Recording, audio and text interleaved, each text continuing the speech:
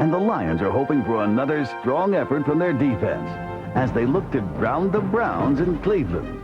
And offensively, Coach Marty Mornhinweg has put out the call for more production from his two young quarterbacks. The Lions take on the Browns in the first ever Great Lakes Classic. Next.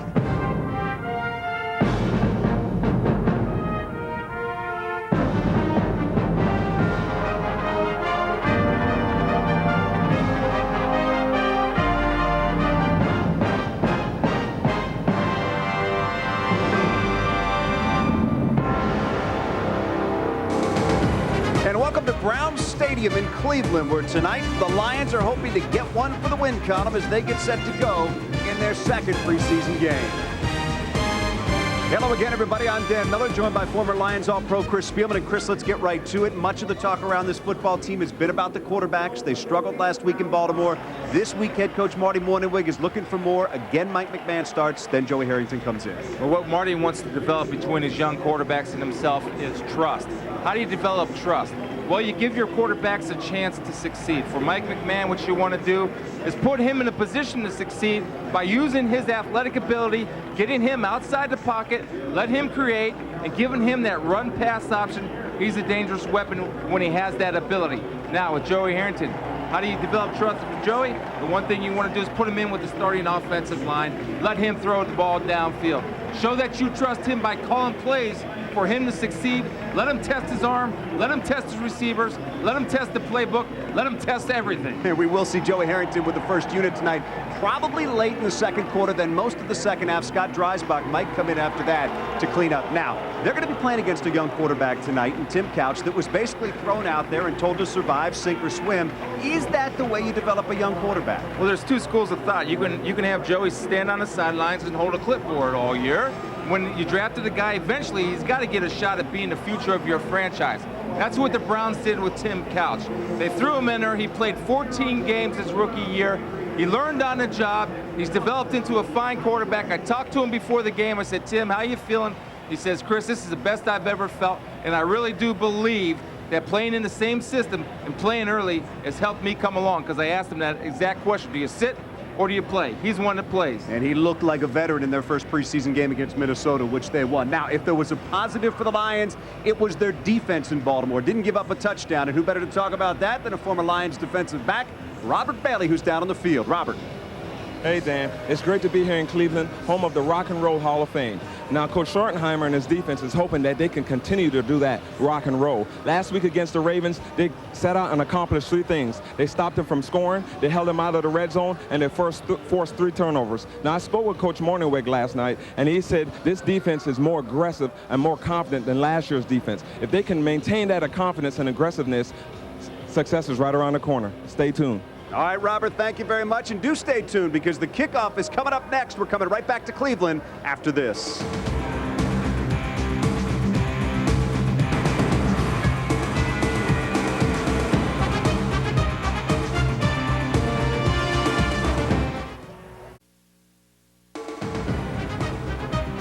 Detroit Lions football is brought to you by your 31 Metro Detroit Ford dealers. Check out the current offers at the Metro Detroit Ford Dealers website, www.forddirect.com. By America Online, so easy to use, no wonder it's #1. By Comerica Bank, we listen, we understand, we make it work. By Pepsi, the joy of Pepsi. By Ford Motor Company, Ford, no boundaries. And by National City Bank and its 30,000 employees who care about doing what's right for you. All right, right back at Brown Stadium. Dan Miller along with Chris Spielman getting set for the kickoff in this one. The Browns won the toss. They will receive. So Chris will get a look at that Lions defense right off the bat. And I think the key thing there, you've talked to a lot of the guys, they are really comfortable in the system that Kurt Schottenheimer's put in. Well, they are comfortable, and the reason why is it eliminates thought and lets them run. All right, now there are a lot of Lions that aren't going to be playing in this game. Take a look. Sean Rogers, Jermaine Crowell, Terry Fair, Matt Joyce, Brian Williams, Anthony Herron, and that's just one page. Desmond Howard, Jeff Backus, Luke Staley, Bill Schrader, Stocker McDougal, all out of tonight's game. So the Lions A little bit shorthanded, but when your roster has 80-some players on it, I think at this point you can handle it, and it just provides opportunities for other guys. That's a great point. It does provide opportunity. You got to let guys play and see what they can do, and especially on the offensive line where depth is key in the NFL to succeed. All right, we are set for some football here. The players are ready to go. We're ready to go. We hope you're ready to go. Let's all sit back and enjoy the Lions tonight. Kickoff. Taken down around the 2-yard line. Taken down there. And out across the 20, across the 30, and that's where Cleveland will take over. Tackle on special teams by Abdul Howard for the Lions. All right, let's check out the Lions Pepsi starting lineups. First on defense up front, Porsche, Ellis, Pritchett, and Hall. The linebackers tonight, Green, Claiborne, and Krewald. And the secondary for the Lions, Davis and Light the corners, Walker and Harris will be the safeties. Browns ball, 1st and 10 from their own 31-yard line. Tim Couch is the quarterback. Couch to throw on 1st down. Looking right side, throws out there. Got it complete to Kevin Johnson. Johnson across the 35, taken down at the 36 by Chris Claiborne. Good pickup on 1st down. Let's check out the Browns offensive starting lineup, again sponsored by Pepsi. Again, Tim Couch, the starting quarterback. 7 out of 9 for 138 yards and a touchdown. Their opening win over Minnesota. Aaron Shea out of Michigan. One of the running backs, William Green out of Boston College, the #1 pick. Back there as well, Kevin Johnson, Quincy Morgan, and Ricky Dudley. And up front, Verba, Stokes, Wollabaugh, O'Hara, and Tucker. 2nd down now for the Browns. Couch with 2 backs behind him. Shady up, back to give to William Green. Not much there. Hit at the line of scrimmage again. Chris Claiborne coming up to make a nice, solid tackle. Stop them for a gain of 1. And also Robert Porsche pinched down from his defensive end position, and Robert, after watching last week's film, looks like he's a rookie. He's playing with a lot of enthusiasm and energy and getting penetration. Not only a solid pass rusher, which he's known for, but also a solid run defender. 3rd down and 1 now for Cleveland. Just underway here at Brown Stadium. Shady up back, Green the deep back. Lions think and run here. Couch with his tight end in motion. He's going to pass on 3rd and 1. Gets it out to Shea. Shea trying to get to the line, and he does. It looks like he's going to have the 1st down. The big Aaron Shea out of Michigan getting the job done. Eric Davis takes him out of bounds, but not before the Browns can move the chains. Aaron Shea is able to isolate on the defensive back. And you know that they're going to go for a short yardage because it's a quick drop. Now, what you have to do is pressure him a little bit more. Being a defender, riding on a fullback and a tight end, you got to get a little bit tighter coverage. 1st down and 10 for Cleveland now. At their own 41-yard line. That's Kevin Johnson in motion behind Tim Couch. A very happy Kevin Johnson. I'll tell you about that in just a minute. Throws it out to William Green. Rookie out of Boston College makes the catch. Barrett Green stops him right there at about the 45-yard line. We're talking about Kevin Johnson. He's a very happy gentleman tonight, Chris. Well, Kevin is very happy. Rumored earlier this week to be on a trading block. In fact, sent faxes to teams saying he was on a trading block. Recently signed a 4-year deal right before the game worth $17 million. Yeah, so Kevin Johnson feeling good tonight. There you see Kevin Johnson, wide receiver who has become a favorite target of Tim Couch. Green with the call, not much there. Met at the line of scrimmage again by Barrett Green. As we said, one of the bright spots for the defense last week in Baltimore was the fact that they held the Ravens without a touchdown and did a good job of keeping them in check most of the evening. Marty Morningwig's thoughts here on what they'd like to accomplish tonight. Defensively, we're looking for that high level of play now on a consistent basis and tying some fine details up within the structure of it. Some of the few mistakes, really, that were made last week. All right, 3rd down and 4. That defense on the spot right here, looking for a stop. Couch back to pass, throwing out. It's complete. Kevin Johnson makes the catch near the 1st down marker. Clint Krewald stopped him there. And it looks like he's got enough to once again give the Browns a 1st down just across midfield into Lions territory. I'll tell you, Chris Cash did a great job of breaking on the football and securing a tackle. Tim Couch wants to get Kevin Johnson isolated in the flat. And Chris Cash, a rookie, comes up with a great break on the football. That's what you need to be successful in a corners league, and secures a tackle short of the 1st down. Great job, Chris Cash. And a good job out there. From my vantage point, it looked like a 1st down. In fact, it wasn't. And the Lions are going to get it right here.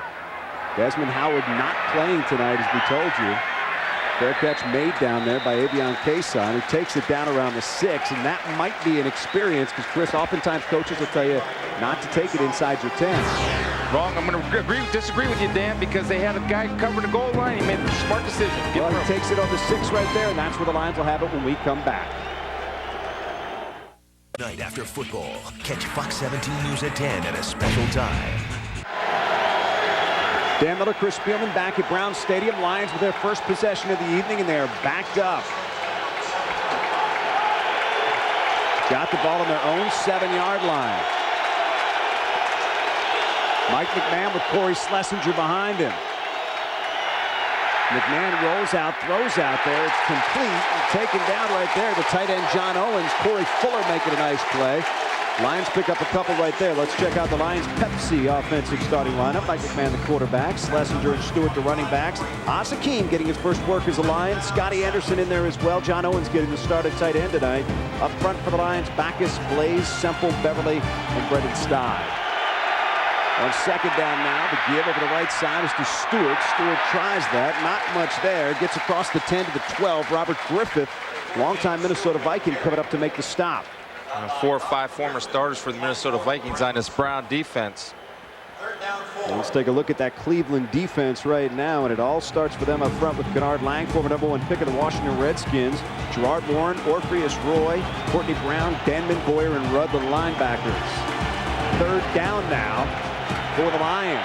4 to go. Lions coming out quickly with no huddle. McMahon, straight drop, looks, going to run it. McMahon to the 15, down to the 19, gets almost to the 20 and does get the first down before Dwayne Rudd takes him down. Key thing there, though, we see Mike McMahon moving a little bit, and that's one thing we didn't see last week. Well, Mike McMahon, I'll tell you why he's moving, Dan. You're 3rd and 4. You force the defense to play man-to-man coverage. That way the defensive backs and linebackers have their back turned.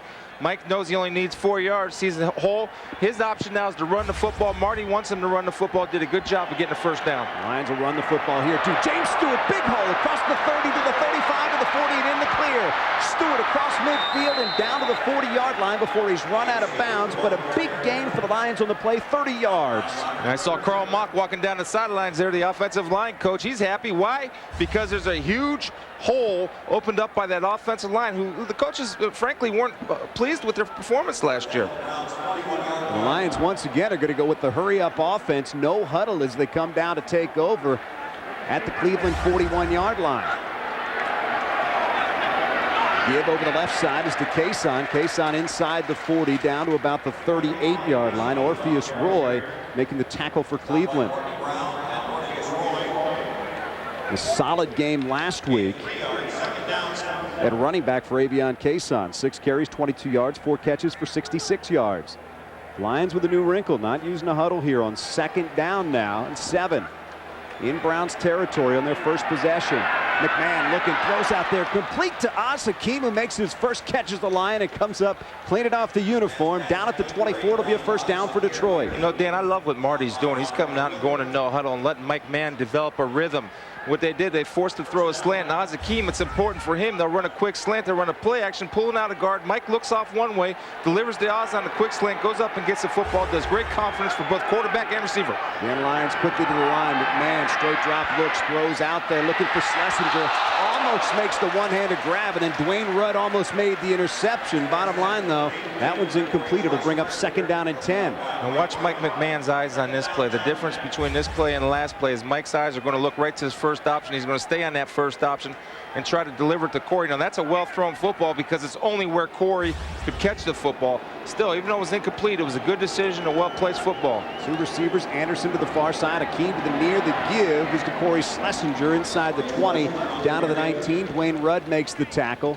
They'll bring up third down for the Lions. One thing I like to see, I see Dwayne Rudd getting up slow. I see Courtney Brown with hands on hips. Gerard Warren, hands on hips.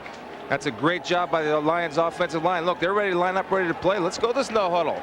It's a good job by Marty, a good job by Mike. And certainly the best drive of the preseason so far for the Lions. Didn't get much done in Baltimore last week. First time out of the box, getting it done tonight. McMahon looks, throws for Hakeem. Almost had him in the end zone.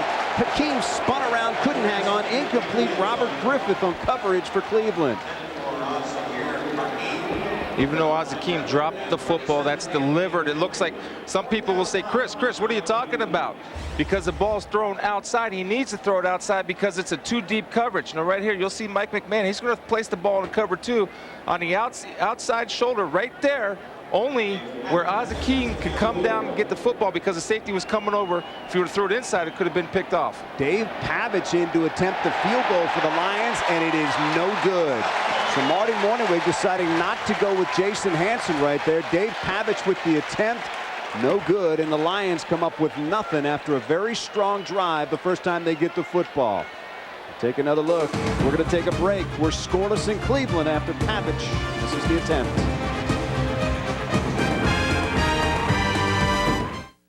Highlights, hits, and misses. Catch the Fox 17 Sports Ticket Sunday on Fox 17. Back in Cleveland, Dan Miller, Chris Spielman. Dave Pavich just missed a 37-yard field goal for the Lions. Cleveland takes over now, their second possession of the game.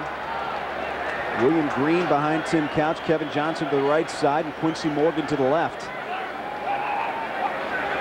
Couch changing the play at the line. He's going to try the left side with Green. Not much room there. Nice defensive play coming up to force the run by Chris Claiborne. And one thing the coaches have said, they love the way Claiborne's playing the run. Yeah, and so far tonight, he's not doing anything to disprove that because he's made about 4 tackles this evening, and he's got a good instinct, and he's getting inside and getting penetration and making tackles not for 3-yard gains, but for 1-yard gains. All right, take a look at this week's AOL Lions Online question, which we'll have for you in just a moment. The Browns come up on 2nd down and 10. Shea in motion, Couch back to pass, throws, it is complete out there. Chris Claiborne making the stop. It's going to bring up 3rd down now for Cleveland. All right, take a look at this week's AOL Lions Online question. Which defensive player has surprised you the most? Log on to www.detroitlions.com to vote. We'll give you the results later on in the telecast. 3rd down and 5 now on the 33. Jamel White is checked in at running back as Couch will go from the shotgun. Morgan to the right side. Andre Davis to the left along with Kevin Johnson. Flag down, Couch to throw, looking out there. It's going to be complete. Stop made by Todd Light, but we got a couple of things to sort out here. Nice catch by Quincy Morgan, good enough for the 1st down. It's going to be offsides against Detroit. Wouldn't matter, Browns have the 1st down anyway. Offside. Defensive end. Penalty is declined. Result of the play. 1st down. See Robert Porcher jumping offside, trying to get a little bit of a jump right here. Robert, he's anticipating a snap count. He wants to get a jump and get his hands inside.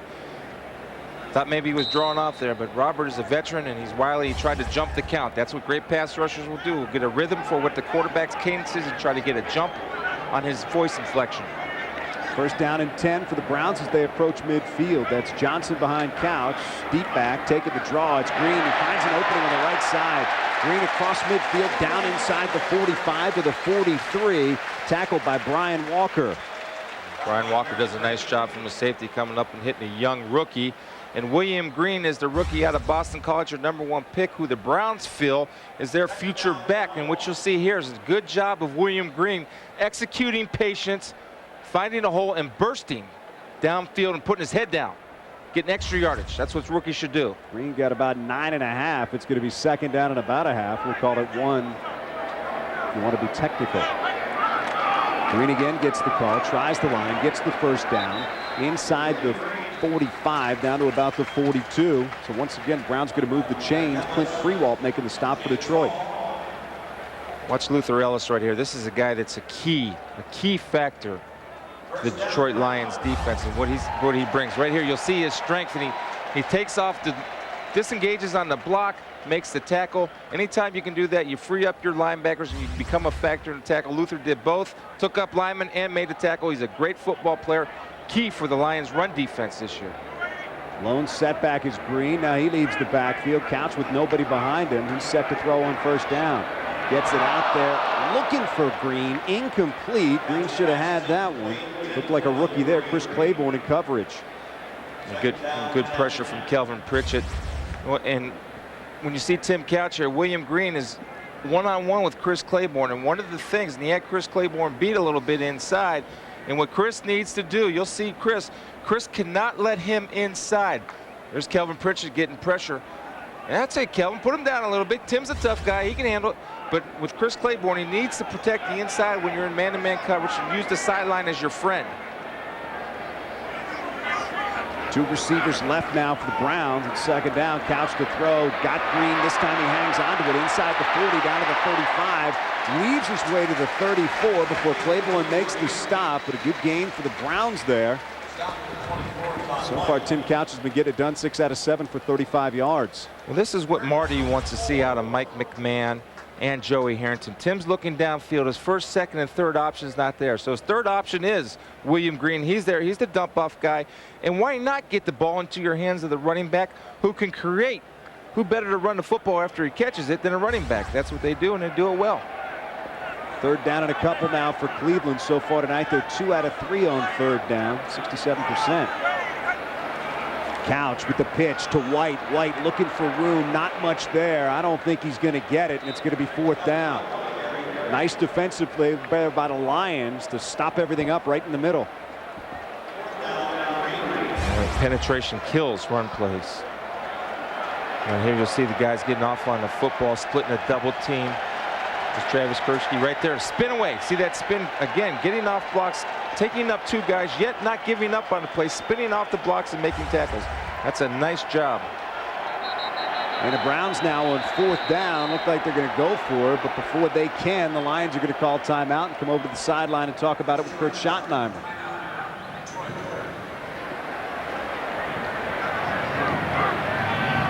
It's good. It's a good test for Kurt Schottenheimer to get their short yardage defense. And we will see how they do on that test when we come back to Cleveland after this.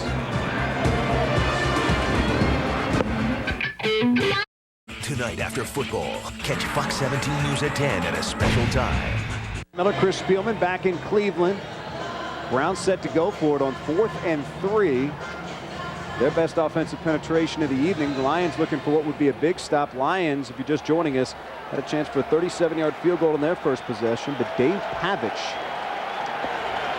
Look for isolation right here. These 2 guys, tight end and running back, are big factors in the Browns and trying to get them isolated one-on-one with their coverage. The running back is Jamel White. He goes to the right side. His Couch is going to throw. Flag is down. It's complete out there to Andre Davis, the rookie out of Virginia Tech. Todd Light forces him out of bounds, but let's wait and see what's up with that flag. It would be enough for a first down for the Browns. And it's going to be against the Lions. Offside. Number 26, defense. Penalty is declined. First down. Eric Davis, being the veteran that he is trying to get in there, get good position. What they do is they run a bunch route. They'll run the receiver in motion out here, and they'll set a pick for him. Now, you're not supposed to be able to pick in the NFL, but guess what it does? Right there's your pick. Forces Todd Light late in coverage. He's got to get out there and anticipate that route and jump it. 1st and 10 now. Browns at the Lions' 24-yard line. William Green again in there at running back for Cleveland. They want to give him a lot of work tonight. Couch looking left, throws out there, looking for Green, tries to grab it as he spins around, can't, incomplete, and that'll bring up 2nd down and 10. Now, why that play didn't work, obviously a good job by Barrett Green sniffing that out, but William Green has to be patient when setting up a screen, and they're going to see on the film, hey, William, it's hard to run a screen if you're in front of the offensive lineman. They can't block behind you. They got to block in front of you, so when you set up the screen, make sure you get behind your offensive lineman. Don't get in front of him. He'll learn. That's why rookies play preseason games. Right. They expect big things out of William Green. There's no doubt about that. And they've had a pretty spirited battle here at running back between Green, Jamel White, and Autry Denson, who played well in their first preseason game. Couch draws the Lions off, and before that can go anywhere, the officials are going to jump in there, and we'll have to wait and see as they sort this one out. Did somebody move or did somebody jump? And Kurt Schottenheimer's upset. Watch the ball again. See right here, they got a full blitz on, and Tim Couch does a nice job again with voice inflection. Number See his head right there? Take a look at his head. He's bobbing up and down. But that's all right. You know, I don't get nervous at those offside penalties in preseason because I want my guys aggressive.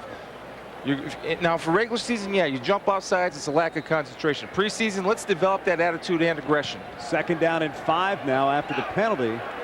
Browns on the Lions' 19-yard line. Browns going with 3 receivers. Morgan and Davis to the right side, and that's Johnson to the left. Green once again, make that Jamel White the lone setback. Couch looking for the slant. Todd Light out there defending, but it's going to be complete. Nice catch by Quincy Morgan. And a nice throw out there by Tim Couch. You see, Quincy Morgan is the guy they hoped up the step to be the number 2. Now, Todd Light has actually good coverage right here. Tim Couch delivers the football low and inside, only where his guy can get it. Not bad coverage. Hey, sometimes there's a corner. You got to say that was a good throw. It was a good catch. Had good coverage to secure the tackle. And it's going to be a first down now. 1st and 10 from the 11. Green back in the game. Aaron Shea out of Michigan in front of him. I use Aaron Shea a lot as an H-back, a motion guy. Not really a very good lead blocker. Couch gives to Green. Green tries the middle of the line, finds a little bit of room. Stopped there by Barrett Green. It's going to bring up 2nd down. Like I said, not a very good lead blocker, but he got in the way. Barrett Green does a nice job of not giving 1 for 1. He's got a good number on there, too, by the way, Dan. You like that? There we go, Barrett. Did a good job of not giving 1 for 1. Just hit the blocker, shed the blocker, made the tackle. And I should point this out. There were more than a couple Spielman jerseys from your very few days with the Browns here in Cleveland. That's a compliment to you. It's nice to see. They didn't forget yet. You are very much a superstar in the state of Ohio, much as you are in Michigan. Highly thought of. As soon as we jumped out of the car today, hey, Chris, how's it going? All right, 2nd down now and 6. You saw the play clock winding down. Again, Green tries the left side. Again, not much there. Tries to get to the 5. Comes up short of that. Stopped around the 6. Barrett Green again in there, making the tackle for Detroit. It'll bring up 3rd down for the Browns. Yeah, and watch Robert Porcher, Dan. One of the things Robert does is he's a great run defender. Right here, he beats Ricky Dudley inside, who's a big tackle, uses arms, push off, and dives and makes a play. Claiborne in there, Barrett Green in there. That's the difference between this year's defense and last year's defense. You got a lot of silver helmets on the ball as opposed to a few silver helmets on the football. Well, they need some silver helmets together and working here on 3rd down and 5. Couch with White behind him. To the right side, he's got Davis and Quincy Morgan. And play clock. And there's that play clock working its way down, and before it can get to 0, the Browns are going to take a timeout. They will go to the sideline and talk about it. We're going to take a timeout as well. When we come back, the Browns will be shooting for the end zone on 3rd and 5. We'll be right back. They're coming in peace. Back in Cleveland, Dan Miller and Chris Spielman, and a Chris Spielman imposter down there. Yeah. 54 jersey. You know, I lost some weight, but not that much. I do like the haircut, though. That's high and tight. And the nice thing is when he wears the Chris Spielman helmet, he can see everything because there's no face mask. Yeah. 3rd down and 5 now from the 6 for Cleveland. Again, 3 receivers in the game. Aaron Shea in a tight end on the left side. Couch back to throw, looking right. He's got to scramble out of the pocket. Pressure coming. Throws it up for grabs in the end zone and incomplete. Couch did a nice job to get rid of it. Todd Light out there in coverage, but the pressure was really coming from the defensive line. It's one thing that we're getting right there is Robert Porcher, the guy that's usually responsible for bringing pressure. And what he does is get his hands inside and tosses away a big 320-pounder. Like a sack of potatoes. You know, Robert, to me, has looked impressive these first 2 preseason games like no other veteran. And my answer, who's the most surprising defender, is Robert Porcher, because he looks healthier, faster, bigger, stronger, all the above. He's a great player. He's coming off a pretty good season last year, no doubt about that. Phil Dawson in to attempt a 24-yard field goal. It is up, and it is good. So Cleveland gets on the board first here in the first quarter with 43 seconds to go. Lions will get it back after this, trailing 3-zip.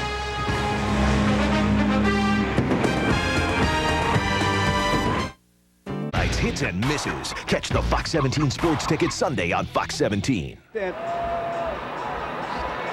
Welcome back to Cleveland. Dan Miller and Chris Spielman with you here. Lions trailing by a score of 3-0.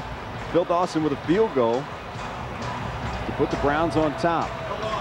Lions are going to get it back here. Avion Cason, as you can see, back deep for Detroit. Desmond Howard, you heard a little bit earlier in the broadcast, he said his shoulder's coming along, figures that he will play next week when the Lions play their first game at Ford Field against the Steelers. That's next Saturday at 12:30. It's Cason. He's going to take it on the run at the 15, back to the 20, out to the 30. Cason spins out of a tackle, gets to about the 31-yard line, and that's where the Lions will take over as the offense will come back on the field. It'll be interesting to see if Marty stays with a no-huddle offense and let Mike go ahead and be the field general out there. Take his time. He's patient, directing traffic, and see how the Browns respond. to the no huddle if they do stay in it. I'd stay in it. They haven't stopped it yet. Well, they did a great job going down the field. As we said, Lions had a 27-yard field goal attempt. Dave Pavich missed that. They'll try to get something going here, trailing 3-0. McMahon on first down, rolling right. Looking out there, doesn't find much. Now throws it out. Nice sliding catch by Michael Ricks. Tackled by Robert Griffith. Flag comes in late after a nice game by the Lions. Well, you see the difference in this week's game plan as opposed to last week's game plan with Mike McMahon. They're letting him do bootlegs, roll out. Take a look at the replay. Here's a fake pitch to Corey Schlender, who's not really a threat outside. They're trying to get Azakim in the flat. And when Mike uses his feet, it makes a great throw because he throws across his body to Ricks on a crossing run. Does a nice job of securing the football. All for naught. Looks like the penalty is going to be against the Lions. Ineligible receiver downfield, number 65 defense. That penalty is declined. Offensive pass interference, number 88 offense. That penalty is accepted. 10 yards, repeat, first down. Penalty called on Scotty Anderson. That will cost the Lions. So that gain will come off the books. And they'll back them up. That calls a tough call, Dan, because anytime there's a bunch formation, receivers lined up close together, and you see it a lot in the NFL and college football nowadays, it's almost offensive interference every single time. Lamont Warren checks in now. He's the deep back for the Lions behind Stephen Trejo. It is now 1st and 20 from their own 22-yard line. Anderson, Akeem are receivers. That's Akeem on the end around, and Akeem with a little room to run gets across the 25. Everything closed up pretty quickly. Nice tackle out there by Andre Davis as the Lions pick up about 4. It's a good play, and this is what they hope Akeem brings to the table. Let him run a reverse, let his speed and get outside. Lions lining up here. Still time remaining in the first quarter, but the clock's going to wind down to 3-0. We'll take a break and come right back after this. The big boys play. Back in Cleveland, Dan Miller along with Chris Spielman. Lions trailing by a score of 3-0. They've got the ball on their own 27-yard line, facing a 2nd down and 15. Get Azakim involved in the offense. They try to run a reverse with him. Got 5 yards back on the 1st and 10. Got a manageable 2nd down here. You don't want to try to get all at once. Take what the defense is going to give you. 3 receivers in the game now for the Lions. McKenzie and Azakim to the right side. Scotty Anderson to the left. That's Akeem in motion. Fake the reverse. They give it to Schlesinger. Schlesinger moves across the 30 to about the 32-yard line. It's going to bring up 3rd down and long for Detroit. Check out some of the numbers from the first quarter here. See the Browns with the edge and 1st down. Lions with that big 30-yard run from James Stewart with the edge and rushing. Total offense to the Browns, and right now the scoreboard belongs to the Browns. They lead by a score of 3-0. In time of possession, one thing Marty, I'm sure, would like to get an evaluation on his quarterbacks a little bit more than 3.5 minutes of offense in the first quarter. You saw Scotty Anderson to the left side of the field. Avion Kason has checked in at running back. McMahon looking for somewhere to go. He's going to keep it and run it. McMahon, needing a lot of yardage, is going to go down at the 34-yard line. And the Lions are going to have to punt it away. Devin Bush coming up from his safety position to make the stop for Cleveland. And Mike buying time with his feet. Good protection by the offensive line. And one of the reasons why that's good protection, they have their top-notch tackle back, Jeff Backus, 2nd-year guy out of Michigan. Didn't play last week coming off an injury, but he's really a good football player, solid football player. Marty Morningwig giving some of his backup special teamers a chance tonight. We saw Dave Pavich attempt a field goal attempt. That was Aaron Edmonds on the punt. He's taken down at about the 38-yard line, and that's where Cleveland will take over, leading in this game by a score of 3-0. Special teams tackle for the Lions made by Clint Krewald. And we're going to take a break and come right back to Cleveland after this. The Browns have it up by 3 here at Brown Stadium. Tonight, catch Fox 17 News at 10 at a special time, immediately following the conclusion of the football game.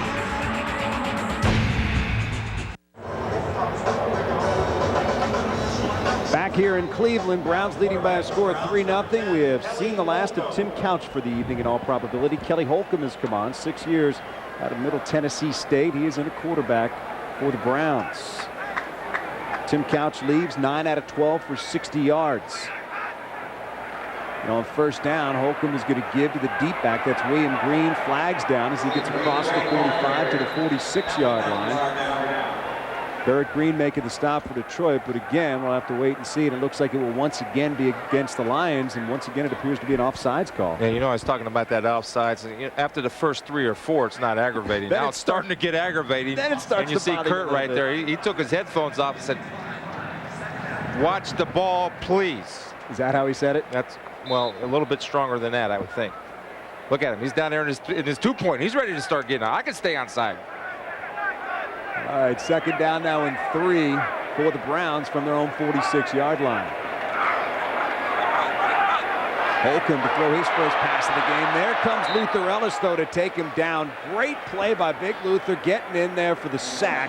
Big pressure, and down goes Holcomb. He lost the football, but he was able to get it back. Here's a key figure in this defense. I talked about him earlier. Luther Ellis, you'll see him in there on top of the screen, and takes the offensive guard, Sean O'Hara, drives him back, then finishes. That's it, Luther. And not only finishes, but gets the ball out. Now we need some more Lions with pressure, so when that ball does come out, we have silver helmets jumping on it, so the quarterback can't jump on it. Loss of 12 off the big play by big number 94. It'll bring up third down and 15 now. He's a straight boy dog in there, Dan, and that means good. Boy dog is good. Boy dog is good. Boy dog made a nice play right there. Holcomb now on 3rd and 15. Back to pass, looking out for Jamel White. He's got him, but White is driven out of bounds. Nice play by Corey Harris coming up from safety position to make the stop, and Cleveland will have to punt it away. The Lions did a good job. Again, Robert Porcher getting pressure with a 4-man pressure. Thus, you're able to drop 7 in the zone. They played a nice soft zone there, and Chris Cash comes up and makes a secure tackle. You see Kalimba Edwards on a spin move. Didn't go anywhere, but Robert Porcher beating Ricky Dudley. That's no matchup for Robert. If he's on a tight end, he starts, red flags and sirens go off and say, I'm going to get a sack. Bardaki into punt, puts his left foot into it. Avion Kason back deep for the Lions. Kason tries to field it at his 8, goes right through his hands and out of bounds. Lucky for him, it goes out of bounds because the Lions are going to keep the football, but once again, they are backed up at their own 7-yard line. So Mike McMahon is facing some long yardage to get to the end zone. When we come back, we'll see how he does. Stay with us.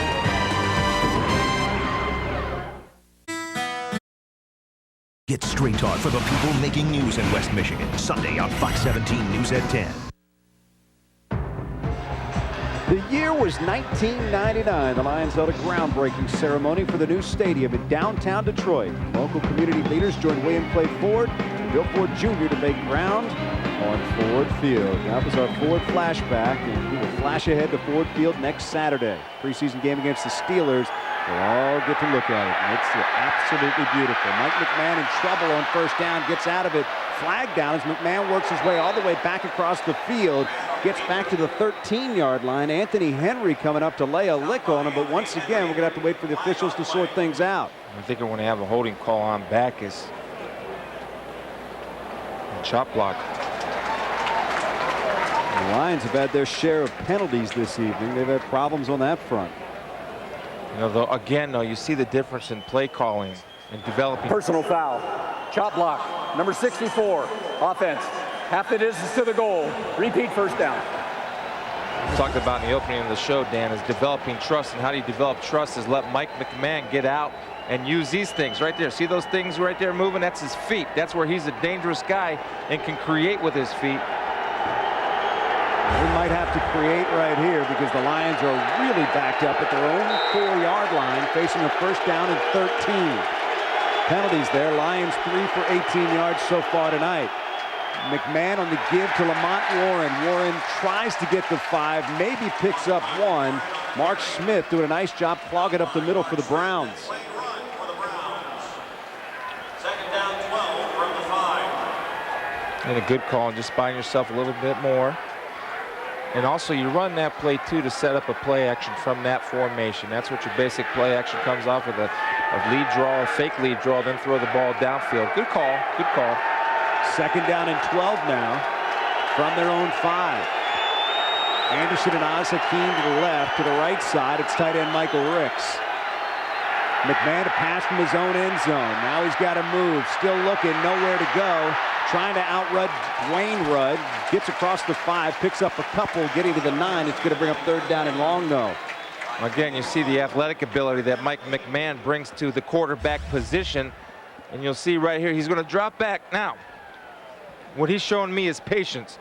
See his feet? These things are going to make him money in the NFL. And right here, he's outrunning one of the fastest linebackers in the NFL, and Dwayne Rudd, and being able to get positive yardage and creating a 3rd and 8 as opposed to a 3rd and 14 or a 3rd and 12, which a slower-footed quarterback would have put you in. Well, you said it, Chris. It is 3rd and 8, the Lions at their own 9-yard line. Davion Case on the lone setback. McMahon from the shotgun looking for help. Throws it out there. Incomplete. Intended for Cason. Dwayne Rudd in coverage. But McMahon threw that one a little bit low, and the Lions are going to have to punt it away. That's one he has to deliver because you want to get the ball in the hands of your running back at 6 or 7 yards. Usually you can count on that guy for getting the 1st down yardage. And once again, Aaron Edmonds is going to get the call. And he's really backed up. He's going to punt from his own end zone.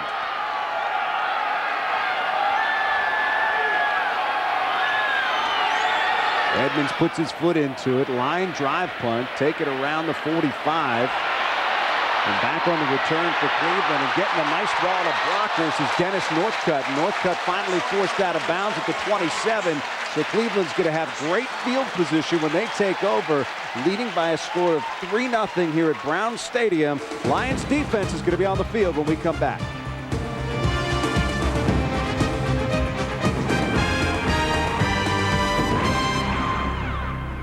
Into your grown-up tastes. Highlights, hits, and misses. Catch the Fox 17 Sports Ticket Sunday on Fox 17. Dan Miller and Chris Spielman back in Cleveland. See Ty Detmer on the sidelines down there. Won't play tonight with a sprained ankle. Marty Morningwig actually had a pretty good line when he said that he came up with a sprained ankle because he didn't want to come back to Cleveland and play again. And of course, in Detmer's debut for the Lions, he had 7 interceptions last year. But you see him working with Mike McMahon down on the sidelines. One thing as a veteran that Ty Detmer does a very good job of, working with the young quarterbacks. First down, it's Kelly Holcomb. The pitch out, getting a couple of yards out there. To the 29, James Jackson out of Miami of Florida, who comes in. Yeah, Ty was big in the development of Tim Couch as a rookie. Here's Robert Bourget, the guy I've been talking about all night, taking Ricky Dudley, beating him inside, giving up the body, getting the body in front of the ball. Right here, beating Ryan Tucker, former Rams, pushing him back like a sack of potatoes. And again, getting more pressure, using his hands, get his hands inside and underneath, throwing the offensive lineman arm up. Guy has no chance. Robert's stout, strong, tough. Jackson got 3 on first down. Browns with it now on 2nd down and 7. Holcomb under huge pressure, gets it away. It's going to be incomplete, but Robert Bourget and Barrett Green were both coming after him. All right, Robert, they're going to put a warrant out for you if you're a Cleveland Brown fan pretty soon because you're getting so much pressure on the quarterback. Also, Barrett Green having the ability to blitz right here and finding an open hole. Right there's Barrett using speed to close in. James Hall, Robert Bourget. That's what I like to see about this defense. They're not sitting back on their heels. They're pinning their ears back and coming with a purpose. They need to come with a purpose right now on 3rd down and 7. Cleveland on the Lions' 24-yard line. Andre King coming to the near side of the field over there with Andre Davis. And Kelly Holcomb doesn't like something that he sees. He's going to take a timeout, and Cleveland will talk about it over on the sidelines, and we're going to take a break as well. It is 3-0 Browns here in the 2nd quarter in Cleveland. Back with more right after this. Tonight, where the big boys play. Welcome back to Brown Stadium in Cleveland. 10:15 to go here in the 2nd quarter. We need a Health Quest key adjustment, Chris Spielman. Well, the key adjustment this week so far has been Mike McMahon, and what Marty has done is given him a chance to succeed by letting him use those feet to get out, create, and have a run-pass option. He's good at throwing the ball on the run. He can use his feet to pick up extra yards, and it makes defenses have to account for his running ability, which sometimes limit what they can call. Flag down on 3rd and 7. Northcutt out there, catches the ball for the touchdown. Nice delivery by Kelly Holcomb, but we'll have to wait and see just what the officials called as the flag went up early in the play. Brian Walker was beaten in coverage. The officials will sort this out. Aaron Shea out of Michigan is saying it's against the Lions. Apparently it is, so it's a touchdown for the Cleveland Browns. 24 yards on the play. Holcomb to Northcutt. And you see the Browns right here being patient. Lions are coming up, adjusting. They come with a man-to-man coverage. See man-to-man right here. That's a good job. Todd Light bid on a double move. He's counting on Walker for help. Didn't get there. Now here's the isolation. Right there, Northcutt, give him a little in and out. Took his eyes off the quarterback. Now, even though you're a great corner and you've been playing a long time, the one thing about man-to-man defense, don't look back at the quarterback. Keep your eyes on the man. Todd got beat with a fake inside move. Dawson on for the extra point, sends it through. So after the 24-yard connection from Holcomb to Northcutt, the Browns now lead in this one by a score of 10-0. And once again, as we talked about at the top of the show, the Lions are going to have to try to get something going offensively, so far being shut out here tonight. Well, they did have something going with a no huddle, and that's something that they can certainly put into their memory banks and hopefully use with Joey Harrington and see if he can handle a no huddle. Well, one offensive weapon this team has not in uniform tonight is Desmond Howard. He's standing by with our Robert Bailey. Hey, Dan, I'm here with Desmond Howard, Super Bowl MVP, one of the best returners in the league. Desmond, you're nicked up on your shoulder a little bit. How disappointing is it to not play here in your hometown? Well, it's a little disappointing. It'd probably be a little more disappointing if it was a regular season game, but being as though it's the second preseason game and I'm recovering from off-season shoulder surgery, then it's an understandable situation. So, you know, it's not that big of a downing mood or a downing brook for me. How's your shoulder doing, and when do you expect to be back? It's doing real good. I think that I have a full range of motion and flexibility. We're just concerned with taking the impact and the strength. Getting the strength is usually the last thing to occur with an injury like this. So we're trying to get it stronger. We're going to test it out real good this week, and if it responds well, I plan on being back for this opening preseason game in Detroit next week. Thanks a lot, Dan. Back to you. Phil Dawson, the kickoff. Eddie Drummond getting a chance to return, gets back to the 30-yard line, but surprise, surprise, another flag on the play. We've seen a lot of those tonight, Chris. Yeah, and this is something that will be corrected in the films. And if you're going to have them in preseason games, but we're seeing it on special teams and we're seeing it on defense with offside calls. Personal foul. Low block, number 48, kicking team. 15 yards from the end of the run. First down. Well, that one works in the Lions' favor as they'll march forward now. The Lions will take over, trailing in this game by a score of 10-0. Yeah, what you'll see is wedge busters right there. 48 not coming to make a play at all. He's coming to take somebody's knees out, and that's what he's taught to do. And they rarely call that. He's a wedge buster. You got four guys running at you, and the only way you're not going to take four guys on high, you better go lower. You're going to be buried into the turf. You'll be part of Cleveland Stadium. So he did what he was supposed to do. Unfortunately for Cleveland, he got caught. End product is the Lions will take over at the 44-yard line. First down and 10. Warren and Trejo, the backs behind Mike McMahon. And it's going to be Warren getting the crawl across the left side. Warren almost to midfield, taken out at the 49 by Anthony Henry. And if it looks a little confusing, yes, Lamont Warren is wearing a different number this year. He was number 25 last year, number 21 this year. Now watch Tyrone Hobson, number 64 on this block right here. He does a good job. He's going to pull from his guard position.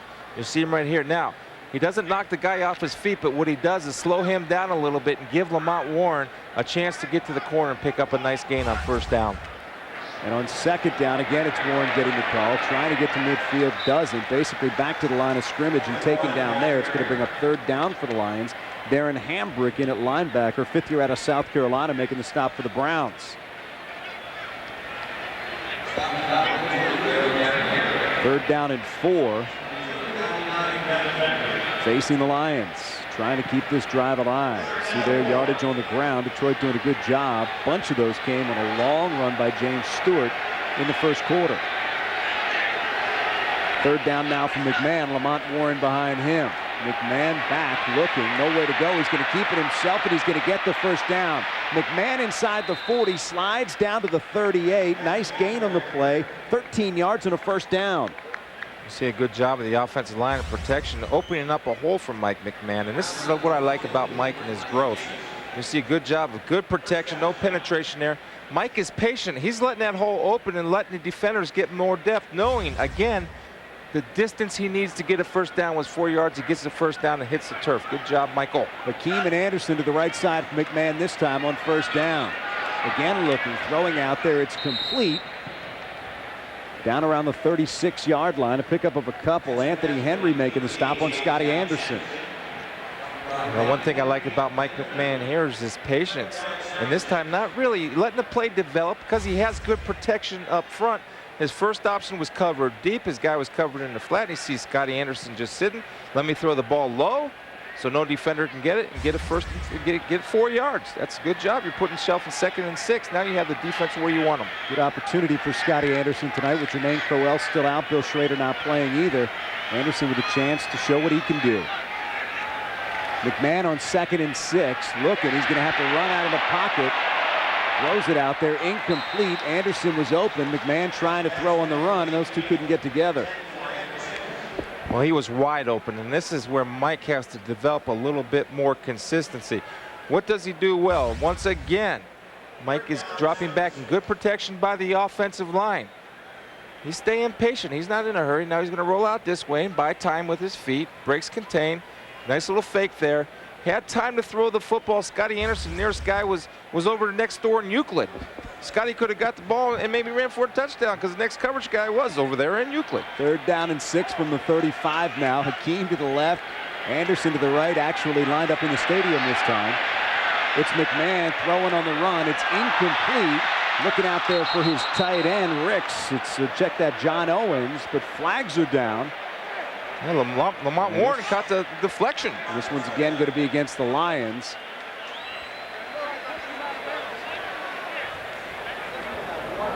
John Owens, one of a couple of rookie tight ends, trying to make an impact here for the Lions. The intended target on that play. Well, it's thrown in the backfield by the referee, which is never a good sign for the offense. 76 offense. 10-yard penalty, repeat 3rd down. And Jeff Backus for holding. And they're going to move him back and make it 3rd and 16. See Jeff right up here. He's got the big hammer across the neck there. He's got to let that arm go. Once he sees his quarterback, he's got to get that arm underneath. Got beat on the inside move a little bit. Needs to be a little bit stronger with his inside foot, which will come. Remember, this is his first preseason game. Another thing you want to bring up, though, Dan, again, Mike had time. He brought time with his feet to create a play. That time I thought maybe he should have took off and got the 1st down yards. Maybe the holding would not have been called. He's done that a couple of times tonight so far. He's going to have to pull something out of his hat right here. 3rd and 16 from the 45. Ticking down towards the 7.5-minute mark here in the 2nd quarter. McMahon under big pressure, throws it out there to Kason. Kason's got it, and he's got room to roam. Down inside the 30, close to the 29, which is where he needed to get for the 1st down.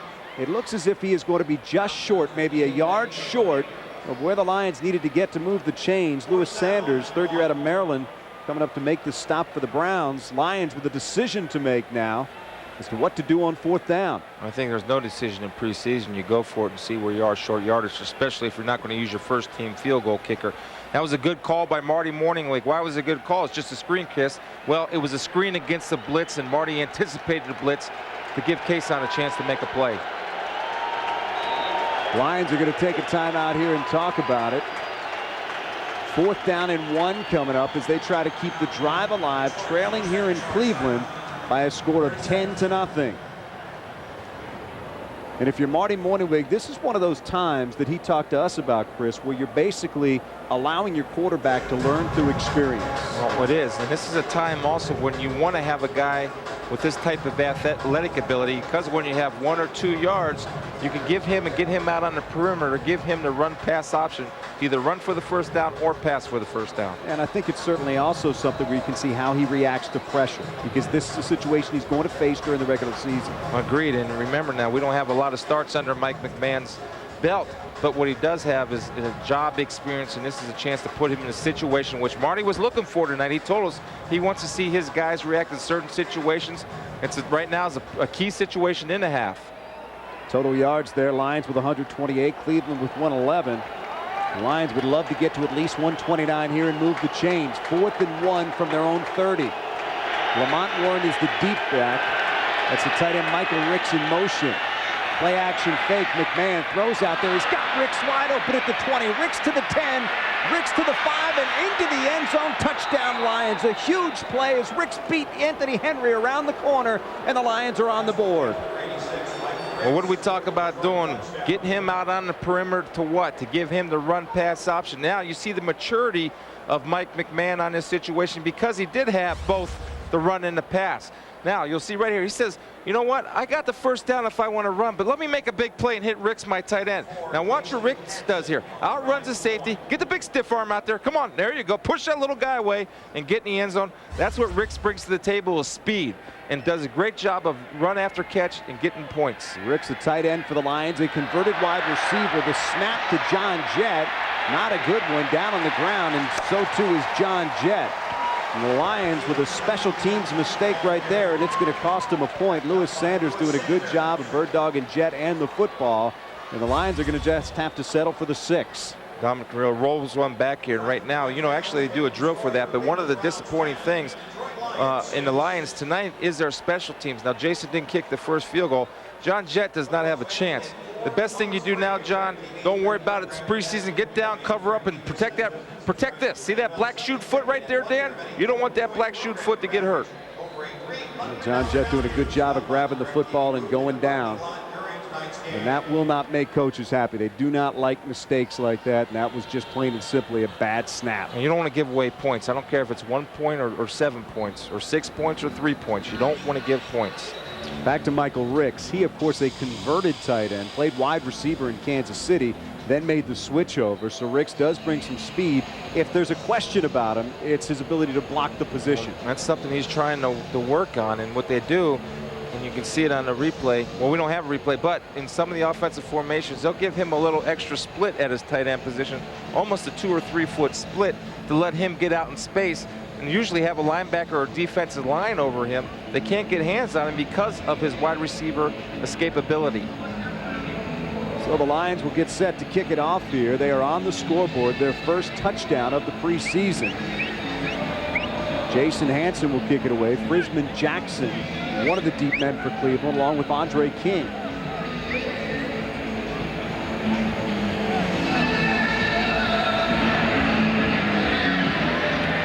Jason Hanson puts his foot into it. It's going to be Frisman Jackson who takes it down around the 6-yard line. Jackson back to the 15, to the 20. Nice heads-up play there. Jackson upended at the 24, tackled by Krantz Clemens. Cleveland will take over there. 1st and 10, leading by a score of 10-6 after the 30-yard connection from Mike McMahon and a nice catch and run by Michael Ricks. Looks like Mike got the baseball hat on. He might be done for the evening, and much more impressive. Why? Because Marty trusted him and gives Mike a chance to succeed by getting him out on the perimeter. He's a creator. He's not a drop back guy. He's a creator. He can drop back, but he creates better when he's out moving around. Well, Kelly Holcomb created something for Cleveland tonight too, and that was a touchdown pass. He's back in at quarterback for the Browns. He's going to throw on 1st down. Holcomb looking out there, throwing incomplete, intended for Jawan Dawson. Kelly Holcomb had Jawan Dawson on what we call a nice little skinny post. That's why he's clapping his hands. Walker, the safety, was sitting a little short. Dawson beat the corner inside. If that would have connected, we'd have the extra point field goal team for the Browns out there right now. 2nd down and 10 now after the incompletion from their own 24. Jackson is the deep back behind Holcomb. Kevin McLeod is the up back. And the give is going to be to Jackson, trying the left side. Got an opening there. Spins away and gets across the 35 to the 36. That'll be enough for a 1st down for the Browns. Corey Harris coming up to make the stop for Detroit, but not before a 12-yard gain. And James Jackson's fighting for a job, was a starting running back last year. You see Chris Claiborne right here, does a good job of reading, but he gives 1 for 1 in there. Right? And sorry about the mess right there. I'm never an artist, but he gives 1 for 1. We talked about that. You have to be able to get off the block and make the tackle. That time he got hung up on a block. He's playing a fine game. Just get off the block, Chris. Don't worry about it. Get off the block and make the hit. You're not an artist. You couldn't take the starving. Yes. 1st and 10 from the 36. Holcomb back to pass. Has time. Throws out there. It's complete. Out across the 45 to the 46. Close to midfield. Nice catch by Jawan Dawson. Right now, let's swing it down to the sidelines. Jennifer Hammond will be handling halftime for us. She's here with a preview. Hammer. All right, thanks very much, Dan. And last season, Chris Claiborne led the Lions in tackles with 167. At just 24 years of age, he is one of the leaders of the defense. There are a lot of new faces, and he's ready to step up to the challenge. We're going to have his complete story coming up when we see you guys at halftime. All right, Jennifer, thank you very much. Barrett Green or Chris Claiborne right there walking off for the Lions. As Jennifer just told you, we will have an up-close look at him coming up at halftime. Well, the one thing that I admire about Chris is that he got himself in shape this year. He's coming in at camp at 250 pounds as opposed to 265. And it shows. He's moving a lot better. He's a solid run defender. And one thing Marty Morningwig talked about, one thing Chris needs to improve on, is not necessarily his ability to play the pass, but his ability to recognize routes from the middle linebacker position, which will come with experience and reps. As Chris Claiborne comes back on the field, you saw Barrett Green gingerly walking off. Let's hope that's nothing serious. The Lions have had their share of injuries so far in the preseason, and Barrett Green, they're excited about what he can do as a playmaker on that defense. He's got great speed. He can blitz and do a lot of things. First down and 10 now from the 49 for the Browns. They approach midfield.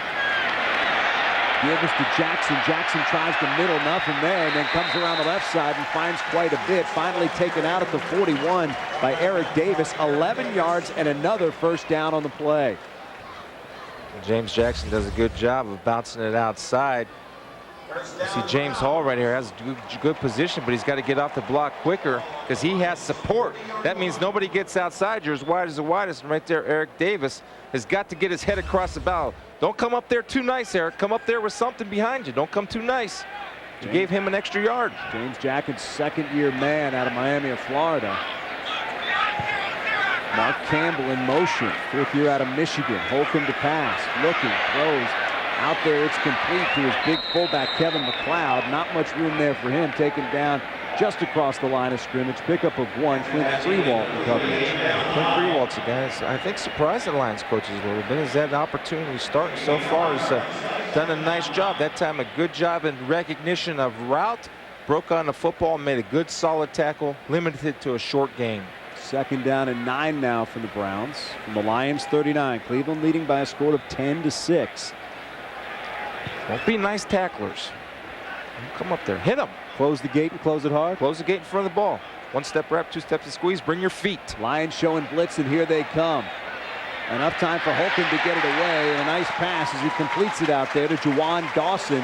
Dawson down to the 35-yard line. That's going to be another first down. Check that, make that the 25-yard line. Eric Davis forced him out, but not before a gain of 14.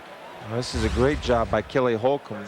Pressure in his face. James Jackson will do a nice job of picking up Chris Claiborne, the middle linebacker, just enough to knock him off a timing route. Kelly Holcomb delivered that football when Juwan Dawson's back was still turned to him.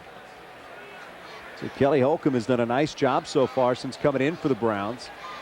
Got him their lone touchdown of the evening.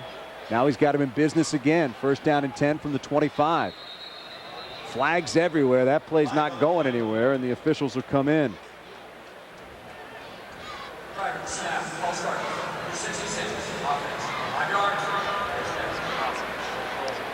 And that's going to be against the Browns, and that'll back them up. You know, the frustrating thing if you're Marty Morningwig and you're thinking about preseason is you want to get off the field. You see 66 with the Cleveland Browns. Good luck. Paul Zukakakis, something like that. How you Zukakis wants to get a good block. He ran for president once, didn't he? Yeah. First and 15 now from the 30. Holcomb on the delay. Gets it to Jackson. Jackson again breaks it outside to the left. Gets down to the 20. And another flag comes in at the end of the play. Corey Harris made the stop. We'll have to wait for the officials to sort it out once again. They're going to get a hold. James Hall was held. He has contained on the play. And the reason why he couldn't get contained because somebody had their big bear claws on him. Wouldn't let him get off. Number 83, offense, 10-yard penalty. Repeat first down. So once again, the Browns will back up, and with the Lions defense on the field, we want to remind you that Buddy's Pizza will once again team with Detroit Lions charities to help feed the needy during the 2002 season. For every turnover the Lions force during each preseason or regular season game, Buddy's will donate 10 pizzas to the Capuchin Soup Kitchen. Okay, you got to be alert for screens right here. It's a big screen opportunity. It's a safe play and chance for a big play. A little draw action. Changing the play. Changing the play at the line on 1st and 25 from the 40. The Browns with 3 receivers in the game. Passes complete to Andre Davis. So check that, incomplete. Knocked away. Good defensive play by the Lions' Jeff Gooch. Looked like Davis had it, but Gooch got a big hand on it and knocked it down. And Corey Harris does a nice job of changing the defense up. Why? Because when you see a quarterback and you know they're changing the play, what you're going to anticipate is a 3-step drop, and you get a slant off a 3-step drop. Right there, Chris Cash does a nice job of getting in front, and that's a nice job by Gooch coming over and whacking Andre Davis, the rookie. Say, welcome to the NFL, son. Gooch giving him a smooch. Andre Davis, the rookie out of Virginia Tech. 2nd and 25 now from the 40. Now 4 receivers in the game for the Browns. Holcomb finds a pocket on the right side, throws it. It's going to be picked off by Davis. Davis bringing it back the other way.